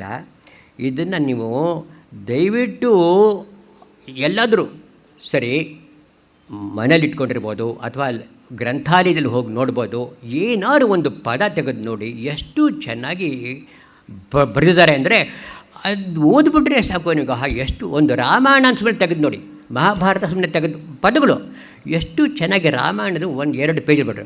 ಅಥವಾ ವೈದ್ಯ ಅಂದರೆ ಏನು ಸಿಗುತ್ತೆ. ಯಾತಕ್ಕೆ ಹೇಳಕ್ಕೆ ಬಂದೆ ಅಂದರೆ ಈ ಸಂಸ್ಕೃತ ಕನ್ನಡ ಈ ಓದುವುದರಿಂದ ನಮಗೆ ಕನ್ನಡನೂ ಚೆನ್ನಾಗಿ ಗೊತ್ತಾಗತ್ತೆ, ಸಂಸ್ಕೃತ ಪದಗಳದ್ದು ಕೂಡ ನಮಗೆ ರಮ್ಯತೆ ಬರುತ್ತೆ. ಈ ಪದಗಳು ಅಲ್ಲಿ ಅವರು ಉಪಯೋಗಿಸಿದ್ದಾರೆ. ಯಚ್ಚಂ ಚಿಯೋಶ್ಚ ಮಂದರ ಯಥಾತ ದಶಾಪರದ ಪ್ರಣೀತವು ತವ ಪ್ರಣೀತವು ನಿನ್ನನ್ನು ನಮಸ್ಕಾರ ಮಾಡುವರಾಗಿ ನಾನು ಎಲ್ಲ ಅಂಥದ್ರಲ್ಲಿ ಮನುಚಕ್ರವರ್ತಿ ಮಾಡಿದ್ದು ನಾವು ಈಗಿನ ಕಾಲದಲ್ಲಿ ನಮೋ ರುದ್ರಾಯ ಚ ಭವಾಯ ಶವಾಯ ಹೇಳ್ತಾನೆ ಇರ್ತೀವಲ್ಲ, ಎಷ್ಟು ಆನಂದ ಕೊಡುತ್ತಲ್ವೇ. ಅದಕ್ಕೋಸ್ಕರ ಶ್ರುತಿನಲ್ಲಿ ತಾತ್ಪರ್ಯ, ದಯವಿಟ್ಟು ಶ್ರುತಿನಲ್ಲಿ ತಾತ್ಪರ್ಯ ಇಡಿ. ಶ್ರುತಿ ಅಂದರೆ ದೊಡ್ಡವರ ಮಾತಿಗೆ ದಯವಿಟ್ಟು ಬೆಲೆ ಕೊಡಿ ಅಂತ ಅರ್ಥ. ದೊಡ್ಡವರು ಅಂದರೆ ಅವರಿಗೆ ಅನುಭವ ಆಗಿರುತ್ತೆ, ಅವರು ವೇದಾಂತಿಗಳು, ಅವರು ಶಾಸ್ತ್ರ ಪುರಾಣ ಇತಿಹಾಸ ಓದಿ ಆಮೇಲೆ ಲೌಕಿಕದಲ್ಲೂ ಅವರು ಚರ್ಚಿಸಿ ಒಂದು ಪರಿಪಕ್ವವಾದ ಜ್ಞಾನ ಪಡೆದಿರ್ತಾರೆ. ಅದಕ್ಕೋಸ್ಕರ ದೊಡ್ಡವರು ಸುಮ್ಮನೆ ನಾವು ಬೆಳಗ್ಗೆ ಹೊತ್ತು ಬಲಗಡೆ ಏಳು ಅಂತೀವಿ, ಅಲ್ಲಿ ಯಾಕೆ ಅಂತ ಕೇಳ್ಕೊಡ್ದು. ನೀವು ಸ್ವಾಮಿ ಪ್ರತಿಯೊಂದಕ್ಕೂ ಯಾಕೆ ಅಂತ ಪ್ರಶ್ನೆ ಮಾಡೋದಕ್ಕೆ ಆಗಲ್ಲ. ಅದರಲ್ಲಿ ವಿಶ್ವಾಸ ಅರ್ಹತೆ ನಾವು ಖಂಡಿತವಾಗಲೂ ಇಟ್ಕೊಂಡಿರ್ಬೇಕು ದೊಡ್ಡವರ ಮಾತಿನಲ್ಲಿ. ಹಾಗೆ ಈ ಶ್ರುತಿನಲ್ಲಿ ನಾನು ನಿಮಗೆ ಅದರ ಒಂದು ವಿಚಾರ ಹೇಳ್ತೀನಿ, ನನಗೆ ಜ್ಞಾಪಕ ಬರುತ್ತೆ ನೋಡಿ. ನಮ್ಮ ಹೆಸರೇ ನಿಮಗೆ ಗೊತ್ತಿಲ್ಲ. ಒಂದು ಭೋಜರಾಜ ಅಂತ ಒಬ್ಬ ದೊಡ್ಡ ಚಕ್ರವರ್ತಿ, ಭೋಜರಾಜ ದೊಡ್ಡ ಚಕ್ರವರ್ತಿ, ಅತಿ ದೊಡ್ಡ ಕವಿ, ಅತಿ ದೊಡ್ಡ ವಿದ್ವಾಂಸ. ಅವನ ಆಸ್ಥಾನದಲ್ಲಿ ಬಾಣ, ಮಯೂರ, ಸೀತಾ, ಕವಿಯಿತ್ರಿ ಹೀಗೆ ಅನೇಕ ಜನ ಪಂಡಿತರು ಇರ್ತಾರೆ. ಆಗ ಅಲ್ಲಿ ಒಬ್ಬರು ಹೇಳ್ತಾರೆ, ಧಾರಾನಗರ ಅಥವಾ ಅವಂತಿ ದೇಶ, ಮಾಲವ ದೇಶ ಎಲ್ಲ ಸುತ್ತಾಡಿಕೊಂಡು ಒಬ್ಬ ದೊಡ್ಡ ಕವಿ ಬಂದುಬಿಟ್ಟಿದ್ದಾರೆ ಮಹಾಸ್ವಾಮಿ, ದೊಡ್ಡ ಕವಿ ಅವನು ಬರಮಾಡಿಸ್ಬೇಕು ಅಂತ. ಆ ದೊಡ್ಡ ಕವಿ ಆ ರಾಜ್ಯಸಭೆಯಲ್ಲಿ ಒಡ್ಡೋಲಗದಲ್ಲಿ ಬರ್ತಾನೆ. ಬಂದಾಗ ಆ ಕವಿನ ನಾವು ಭೋಜ ಅವನು ಕೇಳಬೇಕಲ್ಲ, ಭೋಜ ಏನು ಸಾಮಾನ್ಯವಾಗಿ ನಾವೇನು ಕೇಳ್ತೀವಿ, ನಿನ್ನ ಹೆಸರೇನಪ್ಪ ಅಂತ ಕೇಳ್ತೀವಿ. ಭೋಜ ಹಂಗೆ ಕೇಳಲ್ಲ. ಏನು ಸಂಸ್ಕೃತದಲ್ಲಿ ಭವತಃ ನಾಮ ಕಿಂ, ಭವತಃ ನಾಮ ಕಿಂ, ಏನಪ್ಪ ನಿನ್ನ ಹೆಸರು ಅಂತ ಕೇಳಬೇಕು. ಸಾಮಾನ್ಯವಾಗಿ ನಾವು ದೊಡ್ಡವರನ್ನು ವಯಸ್ಸೆಷ್ಟು ಯಾವಾಗಲೂ ದೊಡ್ಡವರನ್ನು ಜ್ಞಾನದಿಂದ ಅಳಿಬೇಕು, ಜ್ಞಾನ ಅವರ ಅನುಭವದಿಂದ ಅಳಿಬೇಕು ಹೊರತು ವಯಸ್ಸನ್ನು ಯಾರು ಕೇಳ್ಕೊಡೋದು ಒಂದು ನ್ಯಾಯ. ಭೋಜ ಭವತಃ ನಾಮ ಕಿಮ್ ಅಂತ ಕೇಳಲ್ಲ. ಹೇ ಕವಿಯೇ ಯಾವ ಅಕ್ಷರಗಳಿಂದ ನಿನ್ನ ನಾಮವು ಅಲಂಕೃತವಾಗಿದೆ. ಎಷ್ಟು ಚೆನ್ನಾಗಿದೆ ನೋಡಿ. ಯಾವ ಅಕ್ಷರಗಳಿಂದ ನಿನ್ನ ನಾಮವು ಅಲಂಕೃತವಾಗಿದೆ. ಕಾನಿ ಅಕ್ಷರಾಣಿ ಅಲಂಕೃತಾನಿ ಭವತ್ನಾಮ್ನಾ ಅಂತ. ಭವತ್ನಾಮ್ನ ನಿನ್ನ ನಾಮದಲ್ಲಿ ಕಾನಿ ಕಾನಿ ಅಕ್ಷರಾಣಿ, ಯಾವ ಯಾವ ಅಕ್ಷರಗಳು ಅಲಂಕೃತಾನಿ. ಏನು ಚೆನ್ನಾಗಿ ಕೇಳ್ತಾರೆ ನೋಡಿ. ನಿಮ್ಮ ಹೆಸರಲ್ಲಿ ಸರ್. ಅದಕ್ಕೆ ಆ ಕವಿ ಹೇಳ್ತಾನೆ ನೋಡಿ, ತಮಾಷೆ ಕವಿ ಹೇಳ್ತಾನೆ, ನನಗೆ ಗೊತ್ತಿಲ್ಲ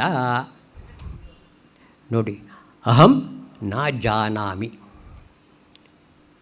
ಭೋಜ ಕಿಂ ಆಶ್ಚರ್ಯಂ. ಏನಪ್ಪ ಇದು ಆಶ್ಚರ್ಯ ಅಂತಾನೆ. ಹೇ ರಾಜನ್, ಹೇ ದೇವ, ಅವಾಗ ಹೇಳ್ತಾನೆ, ಆ ಕವಿ ಹೇಳ್ತಾನೆ, ನೋಡು ರಾಜ, ನನ್ನ ನಾಮಕರಣ ಆದಾಗ ಕೇವಲ ನನಗೆ 11 ದಿವಸ ಆಗಿತ್ತು. 11 ದಿವಸದ ಮಗು ನಾನು. ಕೇವಲ 11 ದಿವಸ ಮಗು ಆದಾಗ ನಮ್ಮ ತಂದೆ ಗುರು ನನಗೆ ನಾಮಕರಣ ಮಾಡಿದಾಗ ನನಗೆ ಹೆಂಗೆ ಗೊತ್ತಾಗಬೇಕು ನೋಡಿ. ತಥಾಪಿ ಆದರೂ ಕೂಡ ಅದು ನಾನು ಹೇಳ್ತೀನಿ ಅಂದ್ಬಿಟ್ಟು ಅಲ್ಲಿ ರಂಗೋಲಿ ಇರುತ್ತೆ, ಕಾಳಿದಾಸ. ಏನು ಯಾತಕ್ಕೆ ಹೇಳಿದೆ ಈ ಮಾತು? ನಮಗೆ ಇವರ ಹೆಸರು ನಟರಾಜ ಗೊತ್ತೇ ಇಲ್ಲ. ದೊಡ್ಡವರು ಹೇಳ್ತಾರೆ, ನೋಡು ನಿನ್ನ ಹೆಸರು ನಟರಾಜ ಅಂತ ಹೇಳಬೇಕು, ಇಲ್ಲದ್ರೆ ಈಗ ಗೊತ್ತಾಗತ್ತೆ. ನಮ್ಮ ಹೆಸರೇ ನಿಮಗೆ ಗೊತ್ತ ಅಂದರೆ ಶ್ರುತಿ. ದೊಡ್ಡವರು ಹೇಳಿದ್ರು ಇವನ ಹೆಸರು ಕಾಳಿದಾಸ. ಇದು ಯಾತಿ ಕೆಳಗೆ ಬಂದೆ ಅಂದರೆ, ನಮಗೆ ನಾಮ ಗೊತ್ತಿಲ್ಲ, ಗೋತ್ರ ಗೊತ್ತಿಲ್ಲ, ಕುಲ ಗೊತ್ತಿಲ್ಲ, ದೊಡ್ಡವರು ಹೇಳಿದ್ದು ನಾವು ಕೇಳಲ್ವೇ? ಹಾಗೆಯೇ ಶ್ರುತಿನಲ್ಲಿ ದಯವಿಟ್ಟು ನಾವು ತಾತ್ಪರ್ಯ, ವಿಶ್ವಾಸ, ಅದು ದೊಡ್ಡವರ ಮಾತು ಅಂತ ತಿಳ್ಕೊಂಡ್ರೆ ನಿಜವಾಗ್ಲೂ ನಮಗೆ ಅತ್ಯಂತವಾದ ಶ್ರೇಯಸ್ಸು ಬರುತ್ತೆ. ಮುಂದೆ ಹೋಗ್ತೇನೆ.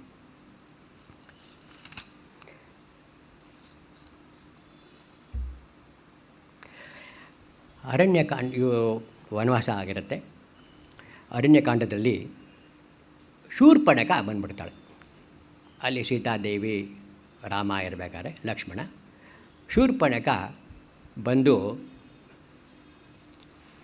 ರಾಮನ ನನ್ನ ಮದುವೆ ಮಾಡ್ಕೋ ಅಂದ್ಬಿಟ್ಟು. ರಾಕ್ಷಸಿರಲ್ವೇ, ಸರಿ, ಯಾವಾಗ ಅದು ಅವಳ ಇಚ್ಛೆ ನೆರವೇರಲ್ವೋ. ಶೂರ್ಪನಖ ಅಂದರೆ, ಶೂರ್ಪ ಅಂದರೆ ಮೊರ, ಶೂರ್ಪ ಮೊರ, ನಖ ಅಂದರೆ ಉಗುರು. ಒಳ್ಳೆ ಶೂರ್ಪ ಮರದಂತೆ ಉಗುರು, ಒಳ್ಳೆ ರಾಕ್ಷಸಿ.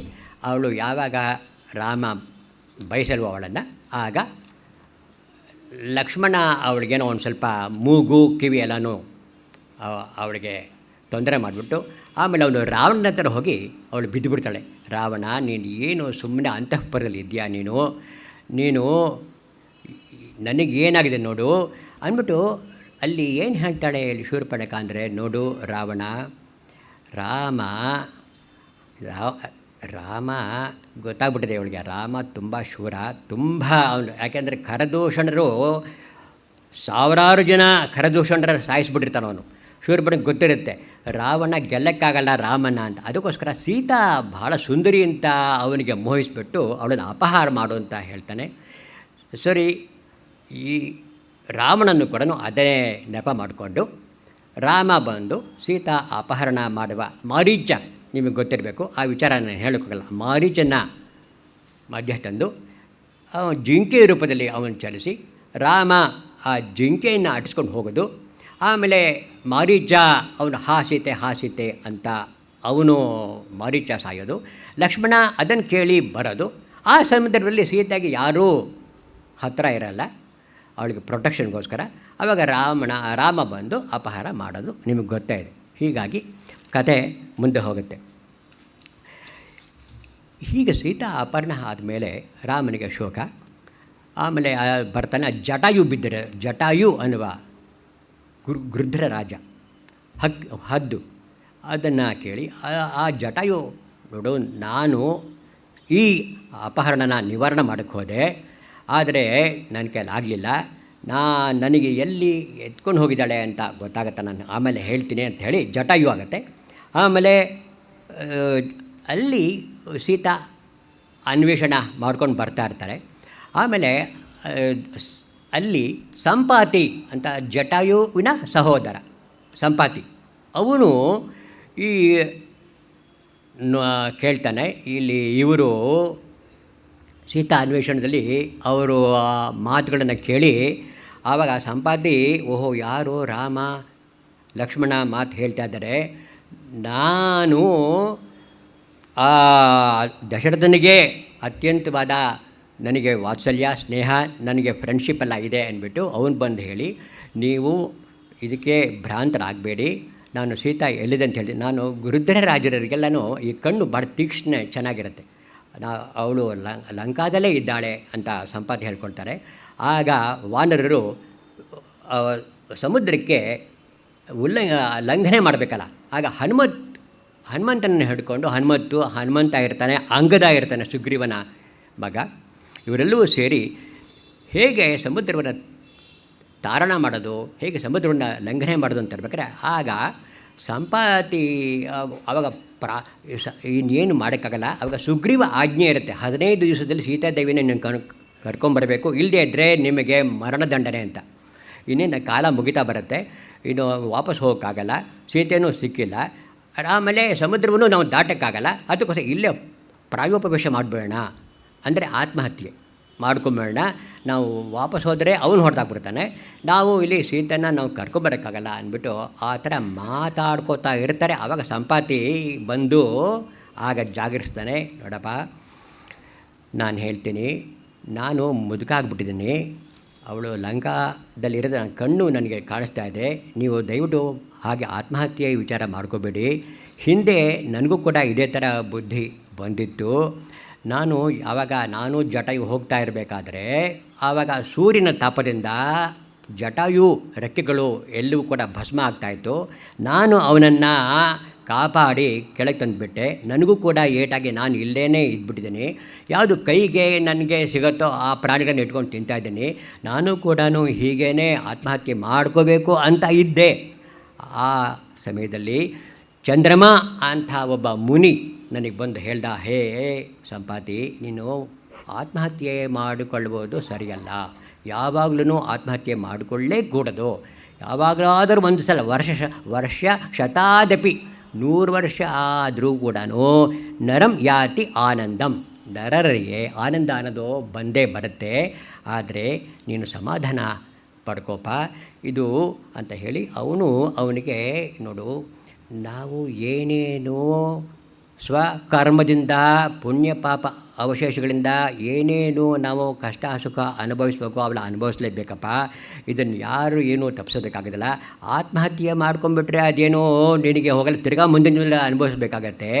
ಹಾಗಾಗಿ ಈಗಲೇ ನೀನು ಕಂಚುಕ ಸರ್ಪವತ್ತು, ಈ ಸರ್ಪಗಳಿಗೆ ಈ ಕಂಚುಕ ಅಂದರೆ ಪೊರೆ, ಅದು ಹೇಗಿರುತ್ತೋ ಹಾಗೆ ನೀಲೇ ಬಿದ್ದುಕೊಂಡ್ರು ಅಂತ ನನಗೆ ಹೇಳಿ, ಕೊನೆಗೆ ನನಗೆ ಹೇಗೆ ಮನುಷ್ಯನು ಹುಟ್ಟಾನೆ, ಹೇಗೆ ತಾಯಿ ಗರ್ಭದಲ್ಲಿ ಸೇರಿ ಅವನು ಯಾವ ಕರ್ಮದಿಂದ ಮಾಡಿ ಅಲ್ಲಿ ಜನ್ಮ ವೃತ್ತ ಅಂತ ಹೇಳ್ತಾನೆ, ಮನುಷ್ಯನ ಜನ್ಮ ವೃತ್ತ ಅಂತ, ಹೇಗೆ ಅವನು ಒಳ್ಳೆ ಕ್ರಿಮಿಯಾಗಿ ಹುಟ್ಟಿ ಒಂದು ಅತ್ಯಂತವಾದ ಸೂಕ್ಷ್ಮವಾಗಿ ಅವನು ಗರ್ಭಕ್ಕೆ ಬೀಳ್ತಾನೆ, ಅಲ್ಲಿ ಬೆಳೆದು ಆಮೇಲೆ ಫಸ್ಟು ತಲೆ ಬರುತ್ತೆ, ಆಮೇಲೆ ಕೈಕಾಲುಗಳು ಬರುತ್ತೆ, ಆಮೇಲೆ ಎದೆಗಳು ಬರುತ್ತೆ, ಆಮೇಲೆ ಅವನಿಗೆ ಶಿಶ್ನ, ಆಮೇಲೆ ಈ ಕೈಕಾಲುಗಳು ಬರುತ್ತೆ.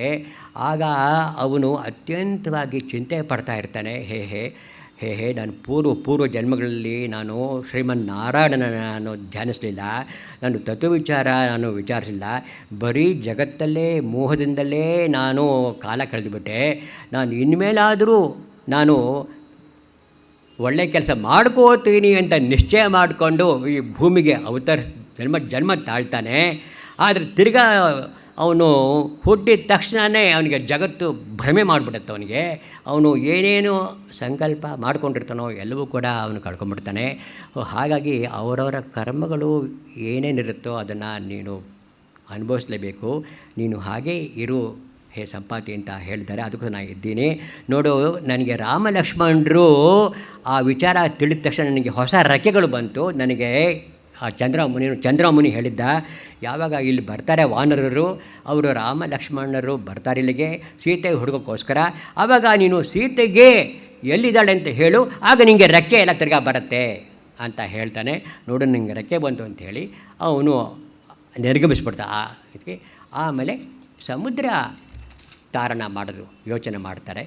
ಆಗ ಎಲ್ರೂ ನಿಮಗೆ ಗೊತ್ತೇ ಇದೆ, ನನಗೆ ಇಷ್ಟಾಗತ್ತೆ ಅಷ್ಟಾಗತ್ತೆ ಹಾರೋದು ಅಂತ. ಆದರೆ ಹನುಮಂತ ಏನು ಹೇಳೋಕ್ಕೋಗಲ್ಲ, ಅವನು ಸುಮ್ಮನೆ ಒಂದು ಕಡೆ ಕೂತಿರ್ತಾನೆ.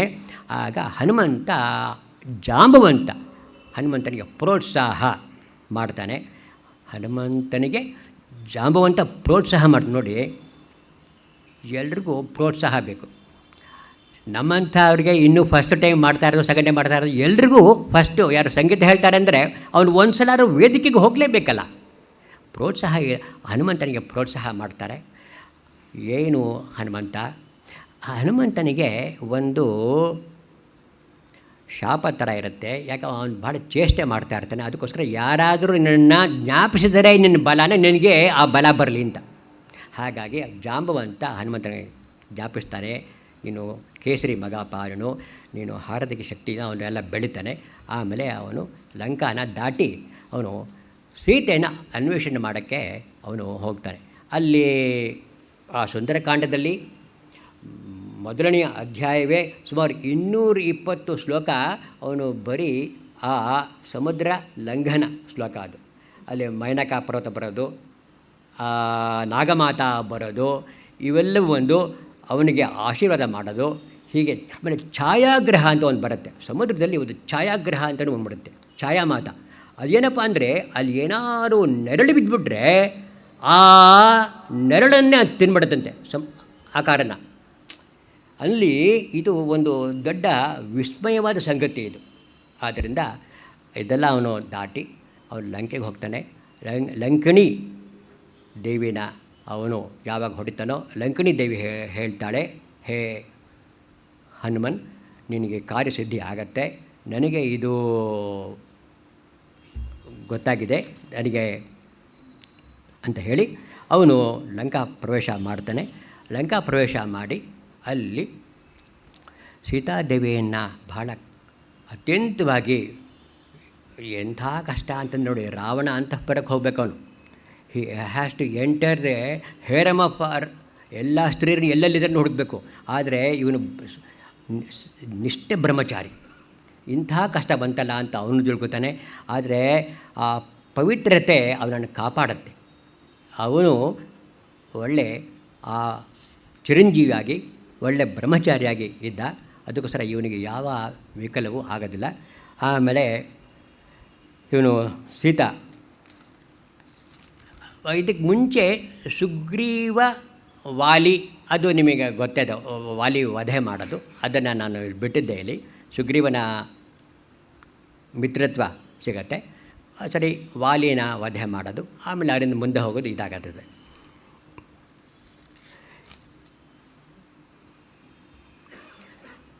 ರಾಮ ಸೀತಾನ ಅನ್ವೇಷಣೆ ಮಾಡಿ ವಾಪಸ್ ಬಂದು ರಾಮನಿಗೆ ಮಯಾ ಸೀತಾ ದೃಷ್ಟ, ಸೀತಾ ದೃಷ್ಟ ಮಯ, ನೋಡಿ ಹಿಂಗೆ ಹೇಳ್ತಾನೆ ನೋಡಿ ಅವನು, ನನ್ನಿಂದ ಸೀತೆಯು ನೋಡಲ್ಪಟ್ಟಳು ಅಂತ ಅಷ್ಟೇ ಹೇಳಿ ಅವನು ವಿರಮಿಸ್ತಾನೆ.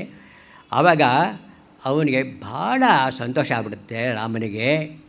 ಆವಾಗ ಅವನು ಹನುಮಂತನ ತಬ್ಕೊಂಡ್ಬಿಡ್ತಾನೆ. ಆವಾಗ ಹೇಳ್ತಾನೆ, ನೋಡಪ್ಪ, ಪರಿರಂಭ ಅಂದರೆ ಅವನನ್ನು ಅಪ್ಕೊಳ್ಳೋದು. ಪರಿರಂಭವು ಇದು ಮನುಷ್ಯ ಬರು ದುರ್ಲಭ ಅಂತ ಅವನು ಹೇಳ್ತಾನೆ. ಅವನು ಪರಿರಂಭ ಮಾಡಿಕೊಂಡು, ಇದು ಮನುಷ್ಯರಿಗೆ ದೇವರ ಈ ಆಲಂಬನೆಯು ಅಥವಾ ಆಲಿಂಗನೆಯು ಬಹು ದುರ್ಲಭ, ಸಿಗಲ್ಲ. ನಾನು ನಿನಗೆ ಆಲಂಬನೆ ಮಾಡಿಕೊಂಡು ನಿನಗೆ ಆಶೀರ್ವಾದ ಮಾಡ್ತಾಯಿದ್ದೀನಿ ಅಂತ ಹೇಳಿ ಅವನು ಬಹಳ ಕೊಂಡಾಡ್ತಾನೆ. ಆಮೇಲೆ ರಾಮ, ಆಮೇಲೆ ಲಕ್ಷ್ಮಣ ಎಲ್ಲರೂ, ವಾನರರು ಎಲ್ಲರೂ ಕೂಡ ತಿರ್ಗಾ ಸಮುದ್ರವನ್ನು ಸೇರಿ, ಸಮುದ್ರವನ್ನು ನಾವು ದಾಟಬೇಕಾದ್ರೆ ಸಮುದ್ರ ರಾಜನನ್ನು ಇವನು ಕೇಳ್ಕೊತಾನೆ, ನನಗೆ ದಾರಿ ಬಿಡಪ್ಪ, ನಾನು ಲಂಕೆಗೆ ದಾಟಬೇಕು ಅಂತ. ಆಗ ಸಮುದ್ರ ರಾಜ ತನ್ನ ಪ್ರಕೃತಿ ಪ್ರಕಾರ ಅವನು ಸಂಚರಿಸಲೇಬೇಕಲ್ಲ, ಅವನೇನು ದಾರಿ ಬಿಡಲ್ಲ. ಆಗ ಅವನು ಅಮೋಘವಾದ ಬಾಣ ತೆಗೆದುಕೊಂಡು ಅವನು ಸಮುದ್ರ ರಾಜನ ಮೇಲೆ ಬಿಡಕ್ಕೆ ಹೋಗ್ತಾನೆ. ಆಗ ಸಮುದ್ರ ರಾಜ ಪ್ರತ್ಯಕ್ಷ ಆಗಿ, ಹೇ ರಾಮ, ನೀನೇ ಸೃಷ್ಟಿಕರ್ತ, ಸೃಷ್ಟಿಕರ್ತರು, ನಿನ್ನ ಪ್ರಕಾರವಾಗಿ ನಾವು ನಡ್ಕೋತಾ ಇದ್ದೀವಿ, ನಾವು ಎಲ್ಲೆಯನ್ನು ಮೀರಿಕೊಡ್ದು, ಹಾಗಾಗಿ ನಾನು ನಿನಗೆ ಮೊದಲು ದಾರಿ ಬಿಡಲಿಲ್ಲ. ಈಗ ನೀನು ಉದ್ದೇಶಪೂರ್ವಕವಾಗಿ ನೀನು ಅಲ್ಲಿಗೆ ಹೋಗ್ತಾ ಇದೆಯಾ ಅಂತ ಗೊತ್ತಾಯಿತು. ನೀನು ಇಲ್ಲಿ ಸೇತು ಕಟ್ಟು. ನಳ, ವಿಶ್ವಕರ್ಮನ ಮಗ ನಳ ಇದ್ದಾನೆ, ಸೇತು ಕಟ್ಟಿ ನೀನು ಈ ಸಮುದ್ರವನ್ನು ದಾಟ್ಬೋದು ಅಂತ. ಆವಾಗ ರಾಮಸೇತು ಅಂತ ಸೇತುವೆ ಕಟ್ತಾರೆ. ಟೈಮ ರಾಮಸೇತು ಕಟ್ಟಿ ಕೊನೆಗೆ ರಾಮಸೇತು ಆವಾಗ ರಾಮ ಶಿವನ ಪೂಜೆ ಮಾಡ್ತಾನೆ ನೋಡಿ. ಶಿವನ ಪೂಜೆ ಮಾಡಿ ಅಲ್ಲಿ ಹೇಳ್ತಾರೆ, ಇಲ್ಲಿ ರಾಮಸೇತುವಿನಲ್ಲಿ ಯಾರೋ ಇಲ್ಲಿ ಈ ಸಮುದ್ರದಲ್ಲಿ ನೀವು ಸ್ನಾನ ಮಾಡಿ, ಆಮೇಲೆ ಈ ಮರಳನ್ನು ತೊಗೊಂಡೋಗಿ ಕಾಶಿಗೆ ತೊಗೊಂಡೋಗಿ, ಈ ಮರಳನ್ನು ಕಾಶಿ ಬನಾರಸಲ್ಲಿ ವಾರಣಾಸಿನಲ್ಲಿ ಹೋಗಿ ಅಲ್ಲಿ ಗಂಗೆಯಲ್ಲಿ ಹಾಕಿಬಿಟ್ಟು, ಆ ಗಂಗೆ ಮರಳನ್ನು ತಂದುಬಿಟ್ಟು ಈ ವಾರಣಾಸಿನಲ್ಲಿ ತಿರ್ಗ ರಾಮೇಶ್ವರದಲ್ಲಿ ಹಾಕಿದರೆ ಅವರಿಗೆ ಪುಣ್ಯ ಶ್ಲೋಕ ಬರುತ್ತೆ, ಪುಣ್ಯವಂತರಾಗ್ತಾರೆ ಅಂತ ಹೇಳಿ, ಆಮೇಲೆ ಕೋಟ್ಯಂತರ ಲಿಂಗಗಳನ್ನು ರಾಮ ಸ್ಥಾಪನೆ ಮಾಡ್ತಾನೆ. ತತ್ವವನ್ನು ಪ್ರಚಾರ ಮಾಡೋಕ್ಕೋಸ್ಕರ ಹೀಗೆ ಮುಗಿಯುತ್ತೆ. ಆಮೇಲೆ ಎಲ್ಲ ರಾಕ್ಷಸರ ವಧೆನೂ ಆಗತ್ತೆ, ರಾವಣನ ವಧೆನೂ ಆಗತ್ತೆ. ಆಮೇಲೆ ಪಟ್ಟಾಭಿಷೇಕ ಮಾಡ್ಕೊಳ್ಳೋದಕ್ಕೆ ವಾಪಸ್ಸು ಎಲ್ಲರೂ ಬರ್ತಾರೆ. ಪಟ್ಟಾಭಿಷೇಕ ಇವನು ಮಾಡಿಕೊಂಡು ಆಮೇಲೆ ಹನುಮಂತನಿಗೆ ಏನು ಬೇಕು, ಅವನು ಏನು ಕೊಡಲಿದ್ರು ಅವನಿಗೆ ಅಮೂಲ್ಯವಾದ ಆಭರಣವನ್ನು ಸೀತಾದೇವಿ ಯಾರಿಗೆ ಕೊಡಬೇಕು ಅಂತ ಹೇಳಿದ್ರೆ ಅಮೂಲ್ಯವಾದ ಆಭರಣ ಸೀತಾದೇವಿಗೆ ಕೊಡ್ತಾಳೆ. ಹೀಗಾಗಿ ರಾವಣನ ಹನನ ಅವನ ಮೃತ್ಯು ಆಗತ್ತೆ. ಅಲ್ಲಿ ಇವನಿಗೆ ವಿಭೀಷಣ ಇರೋದರಿಂದ ರಾವಣನ ಇಂದ್ರಜಿತ್ತು ಗೆಲ್ಲಕ್ಕೂ ಆಗತ್ತೆ. ಯಾಕೆಂದರೆ ವಿಭೀಷಣ ಕೆಲವು ಮುಖ್ಯವಾದ ಸಂಗತಿಗಳನ್ನು, ಇವನ ಅಮೃತ ಕಲಶ ನಾಭಿಯಲ್ಲಿದೆ, ಇವನನ್ನು ಹೊಡಿ, ಇಂದ್ರಜಿತ್ತು ನಿಕುಂಭಲ ಯಜ್ಞ ಮಾಡ್ತಾ ಇದ್ದಾನೆ, ಅವನನ್ನು ವಿಘ್ನ ಉಂಟು ಮಾಡೋ, ಅವನು ಹೋಮ ಮಾಡಿಬಿಟ್ರೆ ಅವನನ್ನು ಯಾರೂ ಕೊಲ್ಲಕ್ಕಾಗಲ್ಲ ಅಂತ ಹೇಳಿ ವಿಭೀಷಣನ ಮಾಹಿತಿ ರಾಮನಿಗೆ ಬಹಳ ಇದಾಗುತ್ತೆ. ಆಮೇಲೆ ಉತ್ತರಕಾಂಡ ಗೀತಾ ಪ್ರೆಸ್ಸಲ್ಲಿ ಉತ್ತರ ಆಗಿದೆ. ನಾನು ಈ ಸಮಯದಲ್ಲಿ ನಾನು ಮಾತಾಡೋಕ್ಕೆ ನಾನು ಆಗ್ತಾಯಿಲ್ಲ, ಈ ಸಮಯ ಸಿಗ್ತಾಯಿಲ್ಲ. ಕೊನೆಗೆ ಕೊನೆಯಲ್ಲಿ ನಿರ್ಯಾಣ ಅಂತಾಗುತ್ತೆ. ಅದು ನಿರ್ಯಾಣ ಅಂದರೆ ಎಲ್ಲ ಅವತಾರ ಮುಗಿಯುತ್ತೆ. ಎಲ್ಲರೂ ಕೂಡ ಒಬ್ಬೊಬ್ಬರಿಗೆ ಕಾಲನೇಮಿ ಅಂತ ಒಬ್ಬ ಬರ್ತಾನೆ. ಕಾಲನೇಮಿ ಅಂತ ಬಂದು ನಾನು ಅತ್ಯಂತವಾಗಿ ನಾನು ಮಾತಾಡಬೇಕು, ಯಾರೂ ಬರ್ಕೊಡ್ದು, ಯಾರನ್ನು ಬಿಡಬೇಡಪ್ಪ ಅಂತ ಲಕ್ಷ್ಮಣನ ಹೇಳ್ತಾನೆ. ಲಕ್ಷ್ಮಣ ಅಲ್ಲಿ ದ್ವಾರಪಾಲಕನಾಗಿರ್ತಾನೆ. ಆಗ ದೂರ್ವಾಸ ಮಹಾಮುನಿ ಬರ್ತಾನೆ. ದೂರ್ವಾಸ ಹೇಳ್ತಾನೆ, ನಾನು ರಾಮನ ಈಗಲೇ ನೋಡಬೇಕು, ನೀನು ಏನಾದರೂ ಬಿಡಲೇ ಇದ್ದರೆ ಎಲ್ಲರನ್ನೂ ನಾನು ಸಂಹಾರ ಮಾಡಕ್ಕೆ ಅಂತ. ಅವಾಗ ಬಿಡಲೇಬೇಕು. ಓಹೋ, ನಾನು ಒಬ್ಬ ಹೋದರೂ ಪರವಾಗಿಲ್ಲಪ್ಪ, ಇನ್ನೆಲ್ಲನೂ ಎಲ್ಲರೂ ಸಂಸಾರ ನಾನು ಸಂಹಾರ ಮಾಡಿಬಿಡ್ತಾನೆ ಅಂದ್ಬಿಟ್ಟು ಅವನು ಬಿಡ್ತಾನೆ. ಆಗ ಪ್ರತಿಜ್ಞೆ ಪ್ರಕಾರ ಲಕ್ಷ್ಮಣನನ್ನು ಅವನು ತ್ಯಾಗ ಮಾಡಬೇಕಾಗತ್ತೆ. ಯಾವಾಗ ಲಕ್ಷ್ಮಣನ ತ್ಯಾಗ ಮಾಡ್ತಾನೋ ಆವಾಗ ರಾಮನಿಗೂ ಬಹಳ ಜಿಗುಪ್ಸೆ ಆಗಿಬಿಡುತ್ತೆ ಲೋಕದಲ್ಲಿ ಇರೋದಕ್ಕೆ. ಅವನು ರಾಮ ಕೂಡ ಮೂರ್ಛೆ ಹೊಂದಿಬಿಡ್ತಾನೆ. ಆಗ ಇಂದ್ರ ಮರುತ್ ಎಲ್ಲ ಹೇಳಿ, ನೋಡಪ್ಪ ನೀನು ಹೀಗೆಲ್ಲ ಎಲ್ಲರೂ ಬರಬೇಕು ಅಂತಿದ್ದಾರೆ. ಎಲ್ಲರೂ ವಾನರರು, ವಾನರರು, ಆಮೇಲೆ ಸುಗ್ರೀವ ಎಲ್ಲರೂ ಕೂಡ ಸರಿಯೂ ನದಿ ಹೋಗಿ ಅಲ್ಲಿ ಧ್ಯಾನಾಸಕ್ತರಾಗಿ ಆ ನದಿನಲ್ಲಿ ಅವರೆಲ್ಲರೂ ಪ್ರಯಾಣ ಮಾಡಿ ಆಮೇಲೆ ರಾಮನು ತನ್ನ ಸ್ವಂತ ಗೃಹಕ್ಕೆ ಸ್ವರ್ಗಲೋಕಕ್ಕೆ ಹೋಗೋದನ್ನು ತೋರಿಸ್ತಾರೆ. ಎಷ್ಟು ಹೇಳಿ ನಾನು ಮಂಗಳ ಹೇಳ್ತೀನಿ. ನೀವು ನಾವು ಎಷ್ಟು ಸಂತೋಷವಾಗಿ ಕೇಳಿದ್ದಕ್ಕೆ ಅತ್ಯಂತ ಧನ್ಯವಾದವನ್ನು ಹೇಳ್ತಾ ಇದ್ದೇನೆ. ನಮೋಸ್ತು ರಾಮಾಯ ಸಲಕ್ಷ್ಮಣಾಯ, ನಮೋಸ್ತು ದೈವೇ ಜನಕಾತ್ಮಜಾಯೇ, ನಮೋಸ್ತು ಯಮಚಂದ್ರಾರ್ಕಮರುದ್ಗಣೇಭ್ಯ, ಸ್ವಸ್ತಿ ಪ್ರಜಾಭ್ಯ ಪರಿಪಾಲಯಂತಾಂ ನ್ಯಾಯೇನ ಮಾರ್ಗೇಣ ಮಹಿಮಹಿಷಾಃ ಗೋ ಬ್ರಾಹ್ಮಣೇಭ್ಯಃ ಶುಭಭೂತಿಂ ಲೋಕಾಃ ಸಮಸ್ತಾಃ ಸುಖಿನೋ ಭವಂತು. ಕೌಸಲ್ಯಾ ಸುಪ್ರಜಾ ರಾಮ ಪೂರ್ವಾ ಸಂಧ್ಯಾ ಭವತು. ಶುಭಂ ಇತಿ ಶ್ರೀಕೃಷ್ಣಾರ್ಪಣಮಸ್ತು.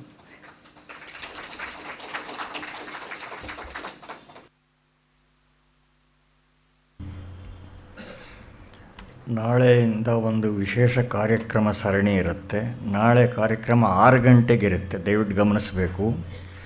ಕುಮಾರವ್ಯಾಸ ಭಾರತ ವಾಚನ ವ್ಯಾಖ್ಯಾನದ ಒಂದು ವಿಶೇಷ ರೀತಿಯ ಹೊಸ ಸರಣಿ ನಾಳೆ ಆರಂಭ ಆಗ್ತಾ ಇದೆ. ನಾಳೆ 6 ಗಂಟೆಗೆ ಕಾರ್ಯಕ್ರಮ ಇರುತ್ತೆ.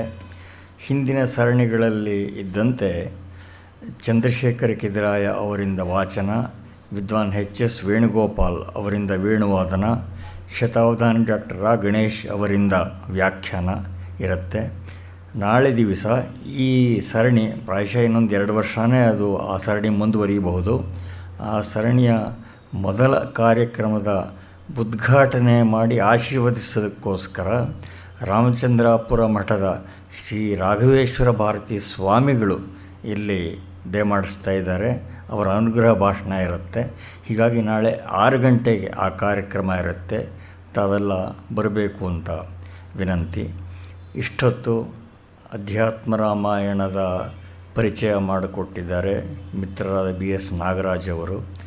ಹಾಗೆ ಮೂಲ ರಾಮಾಯಣ ಘಟನಾ ಪ್ರಧಾನವಾಗಿದೆ, ಹಾಗೆ ಅಧ್ಯಾತ್ಮ ರಾಮಾಯಣ ತತ್ವ ಪ್ರಧಾನವಾಗಿದೆ ಅನ್ನೋದನ್ನು ಹಲವಾರು ನಿದರ್ಶನಗಳ ಮೂಲಕ ಅವರು ಸ್ಪಷ್ಟ ಮಾಡಿ ನಮಗೆ ಅದರಲ್ಲಿ ಆಸಕ್ತಿಯನ್ನು ಕೆರಳಿಸಿದ್ದಾರೆ. ಹೀಗಾಗಿ ನಾವೆಲ್ಲ ಅದನ್ನು ಅವಕಾಶವಾದಂತೆ ಓದಿ ಪ್ರಯೋಜನ ಪಡೆಯೋಣ ಅಂತ ಹೇಳ್ತಾ, ನಮಗೆ ಇದನ್ನು ಪರಿಚಯ ಮಾಡಿಕೊಟ್ಟ ಶ್ರಮವಹಿಸಿದ್ದಕ್ಕೆ ಶ್ರೀಮಾನ್ BS ನಾಗರಾಜ್ ಅವರಿಗೆ ತಮ್ಮೆಲ್ಲರ ಪರವಾಗಿ, ಗೋಖಲೆ ಸಂಸ್ಥೆಯ ಪರವಾಗಿ ಮತ್ತು ಪ್ರಾಯೋಜಕರ ಪರವಾಗಿ ಕೃತಜ್ಞತೆಯನ್ನು ಸಲ್ಲಿಸ್ತಾ ಇದ್ದೇನೆ.